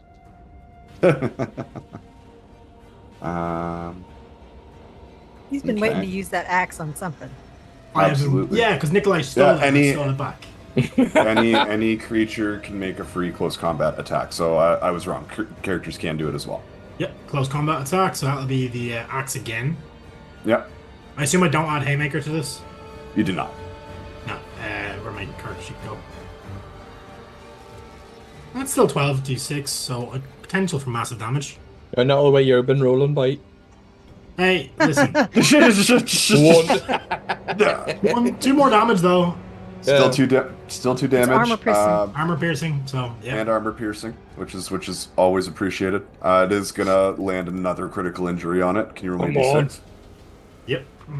Punch its ass off. 3 again. 3 again. Okay, so desperate perform action. another. Again. Roll me a d6. Oh, 3. 3. Jesus. On a 1 to 3, it tries to escape. So it's going to maintain its current course of action. It's going to disappear into the vent in front of you, and you see it kind of go around the bend and disappear from sight. I'm going around the bend. Keep getting in my face. At this point, like people back there probably hear Damon let out a roar, which no longer sounds human because the flesh has been ripped off a bit. Just that kind of like synthetic-y like crackle to it. It's like when Neo ingests the silver goo, and it's like that kind of that scream. Yeah. Yeah, pretty much. Awesome. And I mean, free, so he can move within the zone, so he's going to start moving back. He's not going into the vent after this thing. It'll probably come back at some point. So free action Likely. moves to the door. Beautiful. Which would bring, I believe, next was going to be bottom right. Yeah, he's gone, so I'm just going to take him right out of initiative. That is going to bring us to Nikolai next. Okay. All right. What can I do? I still have my cleaver, actually. Under this boy. Sure do. Oh, that's right, you do. So I'll take out Beatrice. And swing at this. I'm trying to go for I don't know its anatomy, but I want to try and aim for a soft bit. You know, its throat, its alien nips, whatever. So close combat roll that will be, won't it? And I don't know what did we say the damage for the meat cleaver was? It was 2. It's the same as the combat knife. 2, and it's not armor piercing. No. Knife isn't now. No, it's not a knife. It's it was the butcher's cleaver thing. So, Yeah, but it's the 9 same points of cleaver. Yeah, it's still it wouldn't be armor piercing either way. So close combat. That's why I use the axe instead of the knife. Yeah. Close combat. I don't add my weapon specialist to this, but I will. Correct. I will add 2 of my wee dice I have 2. Thank you very much. 2 off my shieldy thingies. I'm gonna use them. That's what that's for, isn't it? No? No. Yeah. I was being silly there for a minute. Oh, Oh no! my gosh, that's real bad. I sucked That's my real gold teeth bad. out. Yeah, just so you Just do having hit. PTSD from the arm getting ripped off. Yeah. Yeah, you're gonna do 3 points of damage that its armor unfortunately is gonna soak. Can you give me a stress response, please? Just roll 3 stress responses. No, just the one will do, please. A 1. A Hey. 1. That's not bad. That's okay. Yeah. We can handle a 1. You're just a little jumpy, so for the next little bit, when you go to push a skill roll, you'll gain 2 stress instead of 1. Well, I'm up to 3 now as it stands. Indeed. My quick action is if I move away from him. Well, I'm going to use my movement to stand up. So I'm not going to move away from him. I don't want to let this thing pass me. And my quick action will be held for defense. Perfect. All right. After Nikolai, we have top right, who has recently risen. It is going to turn its attention back towards Tigraine. Now looking a little bit peppier after the most benevolent GM Dave healed it up a bit. Tigraine, can you give me a D6, please? Right. That is a 6. No. Oh, no. Is it gonna rip my arm off? Insta It's death? going to try and do something. It's going to attack with 7 base dice. Oh, damn, Okay. slice. No successes. You see as it kind of whirls around towards you from where it's left Russell bleeding, its tail kind of whips around and kind of thrusts it towards you, rather, that razor sharp tip at the end, missing your head by inches. You just feel like the wind and just maybe like the bit of the skin go as it passes. And kind of withdraws the tail. I did miss my workout for the day. Thank you. Too slow, alien. That's going to be his turn. He's not going anywhere. Which means that Oliver's up next. With your friend right in front of you, right after you. Dave just gave 2d4 for whichever heroes need it. Oh my gosh. Thank you, Dave. All right. Considering that I'm like right in front of the door, do I need to use a quick action to go through that one, or no? To get into the next zone, yeah, you'll still need to use a quick action. But once you're in there, you can go wherever you want. All right. Damon cool. spots him running, and he fucking rears up. You took my weapon. They're about to die. There's 3 of them. I didn't get to take it. I thought you said you did. No, I tried, and then we got interrupted. Yeah, you're still armed. And you ran away. I thought I was disarmed. No, it's all right. We Okay. can work with this. I'm just gonna go under the assumption that I either got disarmed or I dropped it in the something. Sure. Something. Okay. But as Damon went to grab it and the things jumped out, you just dropped it and ran. yeah. So I'm like, there are 3 of them in there. People are dying. I'm trying to get to the med bay. Go help them. And I use my main action to cross into here as well. Beautiful. What? Beautiful. You're in there, so you can move even further down this hallway. You're for so free if you lucky want. I'm not below you in the turn order. You were running like a wee flicker. Look. Oh, he's gone. He's out of there, folks. I He's know gone. he's love away it. to the EV. Hey, Greg, your friend there just dropped a sub for us. Thanks, Liz. What? Oh, my Thank friend. you. That's my girlfriend. Thank you. Thank you. I didn't want to. Yeah. But yeah, thank you. I'm gonna look at you directly when I say thank you very much for dropping the sub. We appreciate it. All right. If he kills us, hit him a slap, please. Thank you. Yes. Yeah. Please don't hit me. Not just make sure it's not on camera because we don't want to get a Twitch ban. Yeah, throw a pillow. It's true. Throw a pillow. Yeah. Yeah. Yeah. Yeah. A conveniently located set of stairs.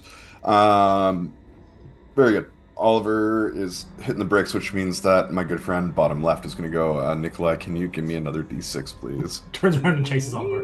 Yeah, I smell fear. 1. Scream. 1.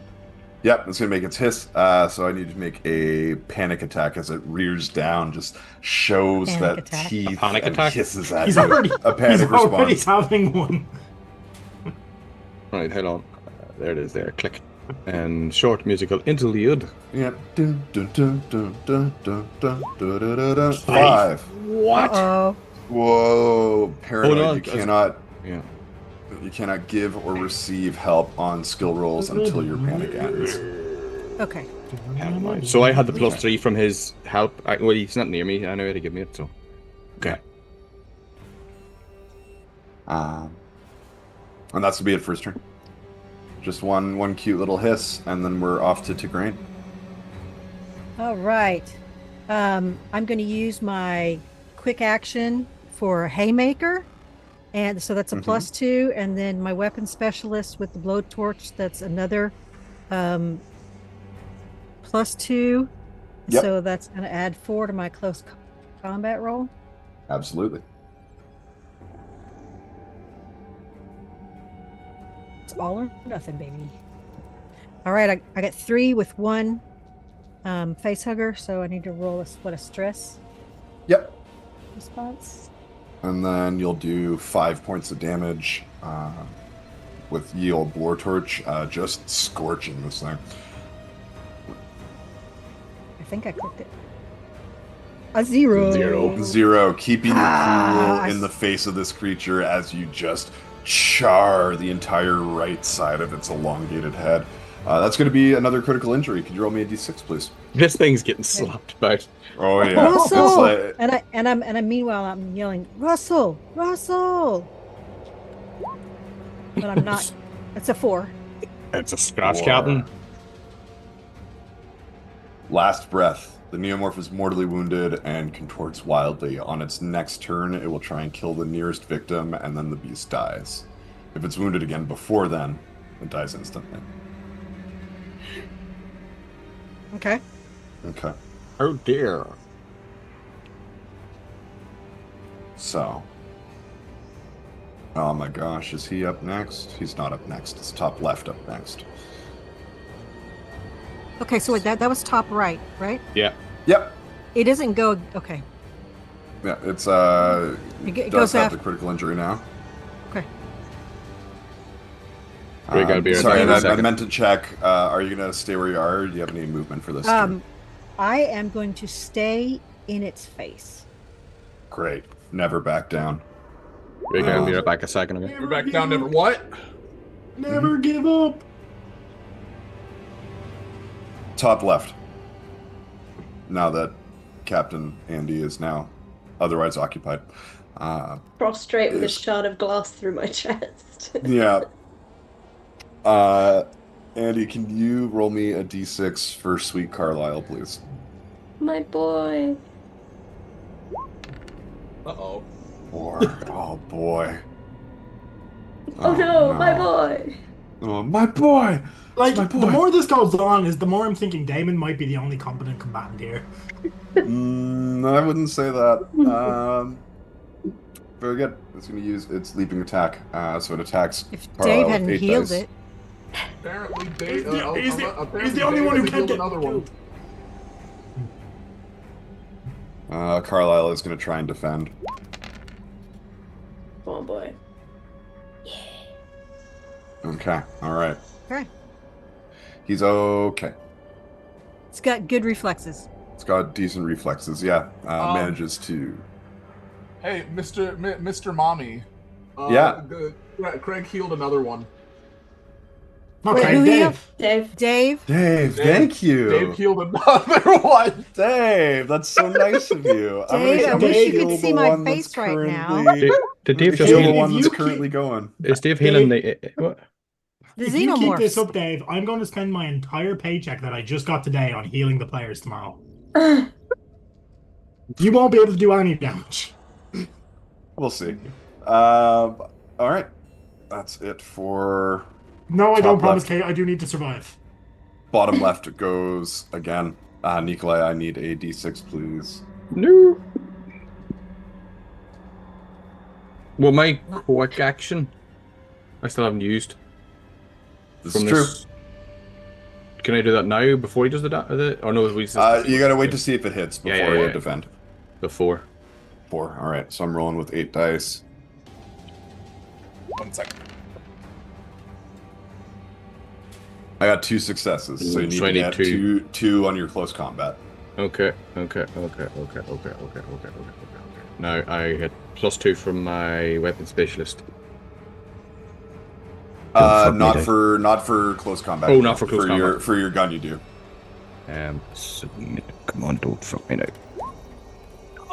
That's 2, baby. It is a stress response, but yeah, you successfully defend against the attack. Okay. How many times is it we can use our signature item? Once a session. Okay, well I've already used it. Yeah. Alright, so my stress is up to 4 now. And I rolled short musical interlude, a 2. 2. Very good. Bless you. So tunnel vision, if you don't already have it. I have it now. Yep. Added to the All right, collection. you've defended. That's its turn. It is gonna hold its ground because its friends are like, it's like they're getting injured, but then they're looking better. So like they're feeling pretty good still.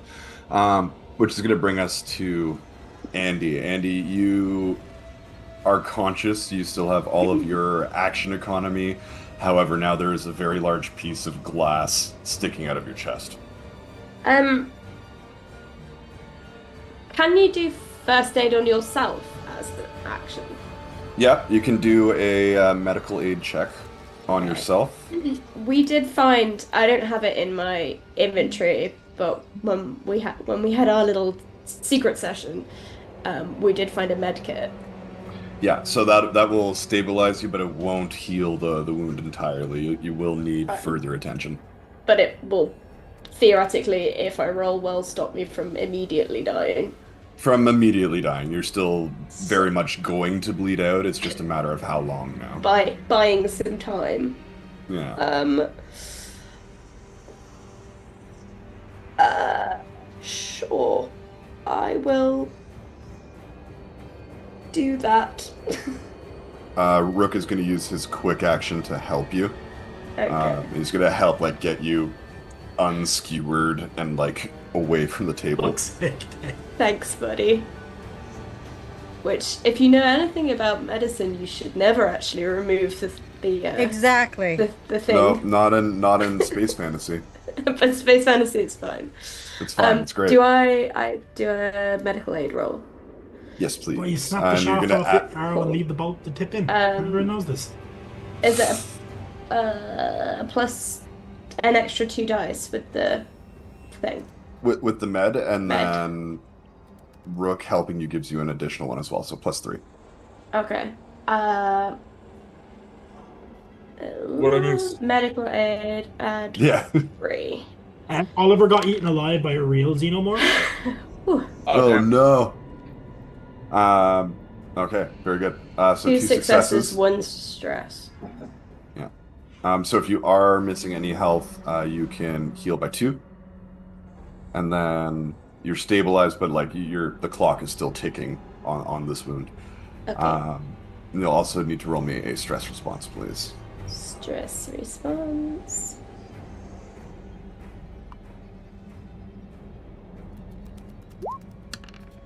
Keeping you cool despite everything. Incredibly, unbelievably keeping you cool. Captain Material. That's Captain Material right there. Grace under pressure, baby. Let's go. You've still got a quick action if you'd like to use it. And just a reminder, in the journal section on Roll20, there's like a rules reference card that can give you like what you can do with your quick action and everything.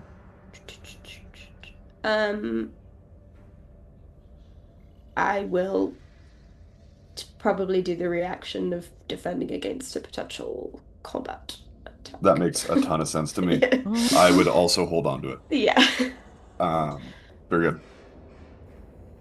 Any movement for you? You're not engaged with this thing anymore, so you've got a bit more freedom of movement here. Yeah, I think she will. I, as a free action, I can move within this area, right? Yeah, yeah. Anywhere within Cool. the bridge is free game. I'm gonna stumble over here. Yeah, Up, just up. okay. Activate the self-destruct button. Oh, you're out of my As- view range. I was like, oh, they just disappeared, didn't they? As Andie kind of frees herself and with Rook's help is able to kind of patch up the wound in a temporary sense and stumble away. We are very, very close to our hard off time for tonight, so I'm going to end things here for now. As we award Okay. a little bit of experience points to the gang. Does Annie need them? She's dead now, look. No, not yet. She's not dead yet. Nope. Oh. So, This is a, for those I feel funny happy. time to end the session. as those of you who might be watching us for the first time may not know, in the Alien RPG, character progression is built with like a pool of experience points that you gain at the end of every session. You can spend them to increase your attributes or gain like features or talents, that kind of thing. And the way we award these is with a quick list of handy questions, which I'm going to rapid fire off now. Did you participate in the game session? Everyone did. Everyone gets a point of experience just for being aboard this lovely ship we call the Cronus. Did you risk or sacrifice something to further your personal agenda? I think most of us, yeah. Risking safety.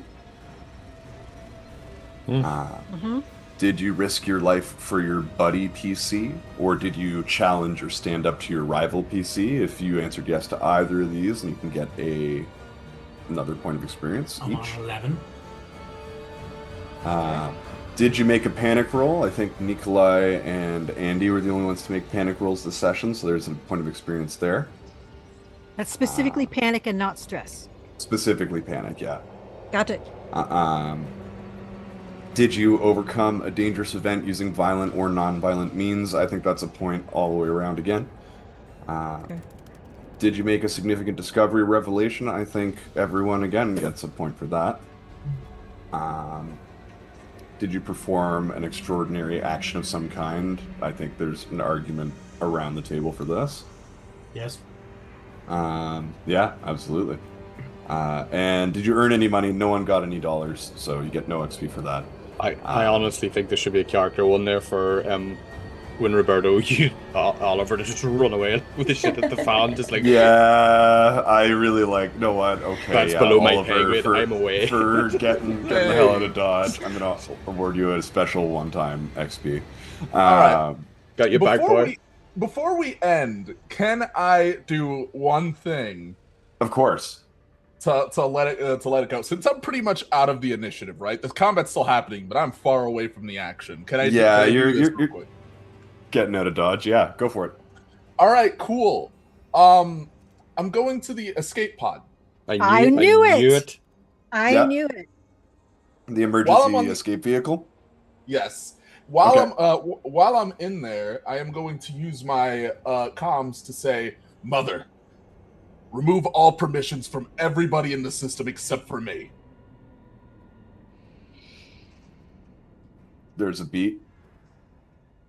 And then across your heads-up display it says, removing permissions from all logged occupants. Transferring complete control to you, Mr. Kushel. Second, where is the other ship? Not the Montero. And then there's another beat. I'm unaware of any other ship nearby. All right. Go you into the space for yourself, boy. So while I'm in the escape vehicle, I am going to look for and then travel towards it. And nobody knows I'm going there. So Sure. Okay, That's where so I'll end you're it. you're gonna look for Andie's ship. Yes. The question, does Andie have other crewmates on their ship? As far as she said she doesn't.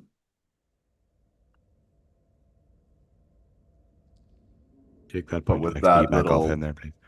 With that little tasty morsel, Thanks for taking the time to say that because that's super juicy and I can't wait to do that next time. Gonna shot him in the Very back because good. he ran. I'm going to do my thank yous now. As always, thank you to this wonderful group of players. I had an absolute blast as always, and Ella, it was really great to have you on board now. I'm Here, really here. liking Andy, and I hope that they don't die horribly soon. I have that yeah, stim pack. I'm gonna jam in her. yeah, absolutely. Very good. And yeah, thank you to the wonderful Kate, the techno mistress behind the scenes, and kind of my mother in a way.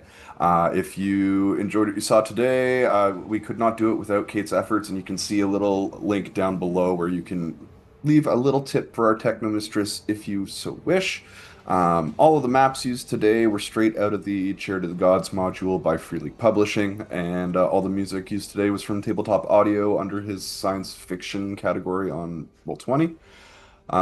Thanks to everyone watching. Thank you to GM Dave for healing my bad guys. That's good fun. And be sure you tune in tomorrow for the Sovereign Saga, and on Tuesday for Arcane Adventures in Andromedas. And myself and Elle and the aforementioned GM Dave. We'll see you next Thursday, and we'll be back here on the Cronus the week after that. And so until then, see you next time, and keep your stick on the ice. Peace.